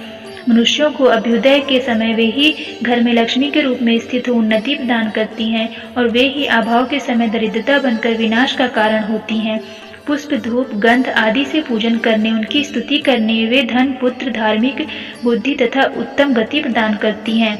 इस प्रकार श्री मार्कंडेय पुराण में सावर्णिक मनवंतर की कथा के अंतर्गत देवी महात्म्य में फल स्तुति नामक 12वां अध्याय पूरा हुआ। जो उदय काल के सूर्य मंडल की सी कांति धारण करने वाली हैं, जिनके 4 भुजाएं और 3 नेत्र हैं तथा जो अपने हाथों में पाश, अंकुश, वर एवं अभय की मुद्रा धारण किए हुए होती हैं, उन शिवा देवी को मैं ध्यान करता हूँ। ऋषि कहते हैं, राजन, इस प्रकार मैंने तुमसे देवी के उत्तम महात्म्य का वर्णन किया जो इस जगत को धारण करती हैं। उन देवी का ऐसा ही प्रभाव है, वे ही विद्या उत्पन्न करती हैं। भगवान विष्णु की माया स्वरूपा उन भगवती के द्वारा ही तुम ये वैश्य तथा अन्य विवेकी जन मोहित होते हैं, मोहित हुए हैं तथा आगे भी मोहित होंगे। महाराज, तुम उन्हीं परमेश्वरी की शरण में जाओ। आराधना करने पर वे ही मनुष्यों को भोग, स्वर्ग तथा मोक्ष प्रदान करती हैं। मार्कंडेय जी कहते हैं, क्रौष्टुक जी मेधा मुनि के ये वचन सुनकर राजा सुरथ ने उत्तम व्रत का पालन करने वाले उन महाभाग महर्षि को प्रणाम किया। वे अत्यंत ममता और राज्य पहरण से बहुत खिन्न हो चुके थे। महामुनि इसलिए विरक्त होकर वे राजा तथा वैश्य तत्काल तपस्या को चले गए और वे जगदम्बा के दर्शन के लिए नदी के तट पर रहकर तपस्या करने लगे। वे वैश्य उत्तम देवी सूक्त का जप करते हुए तपस्या में प्रवृत्त हुए। वे दोनों नदी के तट पर देवी की मिट्टी की मूर्ति बनाकर पुष्प, धूप और हवन आदि के द्वारा उनकी आराधना करने लगे। उन्होंने पहले तो आहार को धीरे धीरे कम किया, फिर बिल्कुल निराहार रहकर देवी में ही मन लगा एकाग्रता पूर्वक उनका चिंतन आरंभ किया। वे दोनों अपने शरीर के रक्त से प्रोक्षित बलि देते हुए लगातार 3 वर्ष तक संयम पूर्वक आराधना करते रहे। इस पर प्रसन्न होकर जगत को धारण करने वाली चंडिका देवी ने प्रत्यक्ष दर्शन देकर कहा। देवी बोली, राजन, तुम अपने कुल को आनंदित करने वाले वैश्य, तुम लोग जिस वस्तु की अभिलाषा रखते हो वह मुझसे मांगो, मैं संतुष्ट हूँ, अतः तुम्हें वह सब कुछ दूंगी। मार्कंडेय जी कहते हैं, तब राजा ने दूसरे जन्म में नष्ट न होने वाला राज्य मांगा तथा इस जन्म में भी शत्रुओं की सेना को बलपूर्वक नष्ट करके पुनः अपना राज्य प्राप्त कर लेने का वरदान मांगा। वैश्य का चित्त संसार की ओर से खिन्न एवं विरक्त हो चुका था और वे बड़े बुद्धिमान थे, अतः उस समय उन्होंने तो ममता और अहंता रूप आसक्ति का नाश करने वाला ज्ञान मांगा। देवी बोली, राजन, तुम थोड़े ही दिनों में शत्रुओं को मारकर अपना राज्य प्राप्त कर लोगे। अब वहाँ तुम्हारा राज्य स्थिर रहेगा। फिर मृत्यु के पश्चात तुम भगवान विवस्वान के अंश से जन्म लेकर इस पृथ्वी पर सावर्णिक मुनि के नाम से विख्यात होगे। वैश्यवर्य, तुमने भी जिस वर को मुझसे प्राप्त करने की इच्छा की है उसे देती हूँ, तुम्हें मोक्ष के लिए ज्ञान प्राप्त होगा। मार्कंडेय जी कहते हैं, इस प्रकार उन दोनों को मनोवांछित वरदान देकर तथा उनके द्वारा भक्ति पूर्वक अपनी स्तुति सुनकर देवी अंबिका तत्काल अंतर ध्यान हो गई। इस तरह देवी से वरदान पाकर क्षत्रियों में श्रेष्ठ सूरत सूर्य से जन्म ले सावर्णी नाम के मनु होंगे। इस प्रकार श्री मार्कंडेय पुराण में सावर्णिक मनवंतर की कथा के अंतर्गत देवी महात्म्य में सूरत और वैश्य को वरदान नामक 13वां अध्याय पूरा हुआ। परमेश्वरी, मेरे द्वारा रात दिन सहस्त्रों अपराध होते रहते हैं, यह मेरा दास है, यूँ समझकर मेरे उन अपराधों को तुम कृपा पूर्वक क्षमा करो। परमेश्वरी, मैं आवाहन नहीं जानता, विसर्जन करना नहीं जानता तथा पूजा करने का ढंग भी नहीं जानता, क्षमा करो। देवी सुरेश्वरी, मैंने जो मंत्रहीन, क्रियाहीन और भक्तिहीन पूजन किया है वह सब आपकी कृपा से पूर्ण हो। सैकड़ों अपराध करके भी जो तुम्हारी शरण में जा जगदम्ब कहकर पुकारता है उसे वह गति प्राप्त होती है जो ब्रह्मादि देवताओं के लिए भी सुलभ नहीं है। जगदम्बिके, मैं अपराधी हूँ किंतु तुम्हारी शरण में आया हूँ, इस समय दया का पात्र हूँ, तुम जैसा चाहो वैसा करो। देवी परमेश्वरी, अज्ञान से, भूल से अथवा बुद्धि भ्रांत होने के कारण मैंने जो न्यूनता या अधिकता कर दी हो वह सब क्षमा करो और प्रसन्न हो। सच्चिदानंद स्वरूपा परमेश्वरी, जगन माता कामेश्वरी, तुम प्रेम पूर्वक मेरी यह पूजा स्वीकार करो और मुझ पर प्रसन्न रहो। देवी सुरेश्वरी, तुम गोपनीय से भी गोपनीय वस्तु की रक्षा करने वाली हो, मेरे निवेदन किए हुए इस जप को ग्रहण करो, तुम्हारी कृपा से मुझे सिद्धि प्राप्त हो।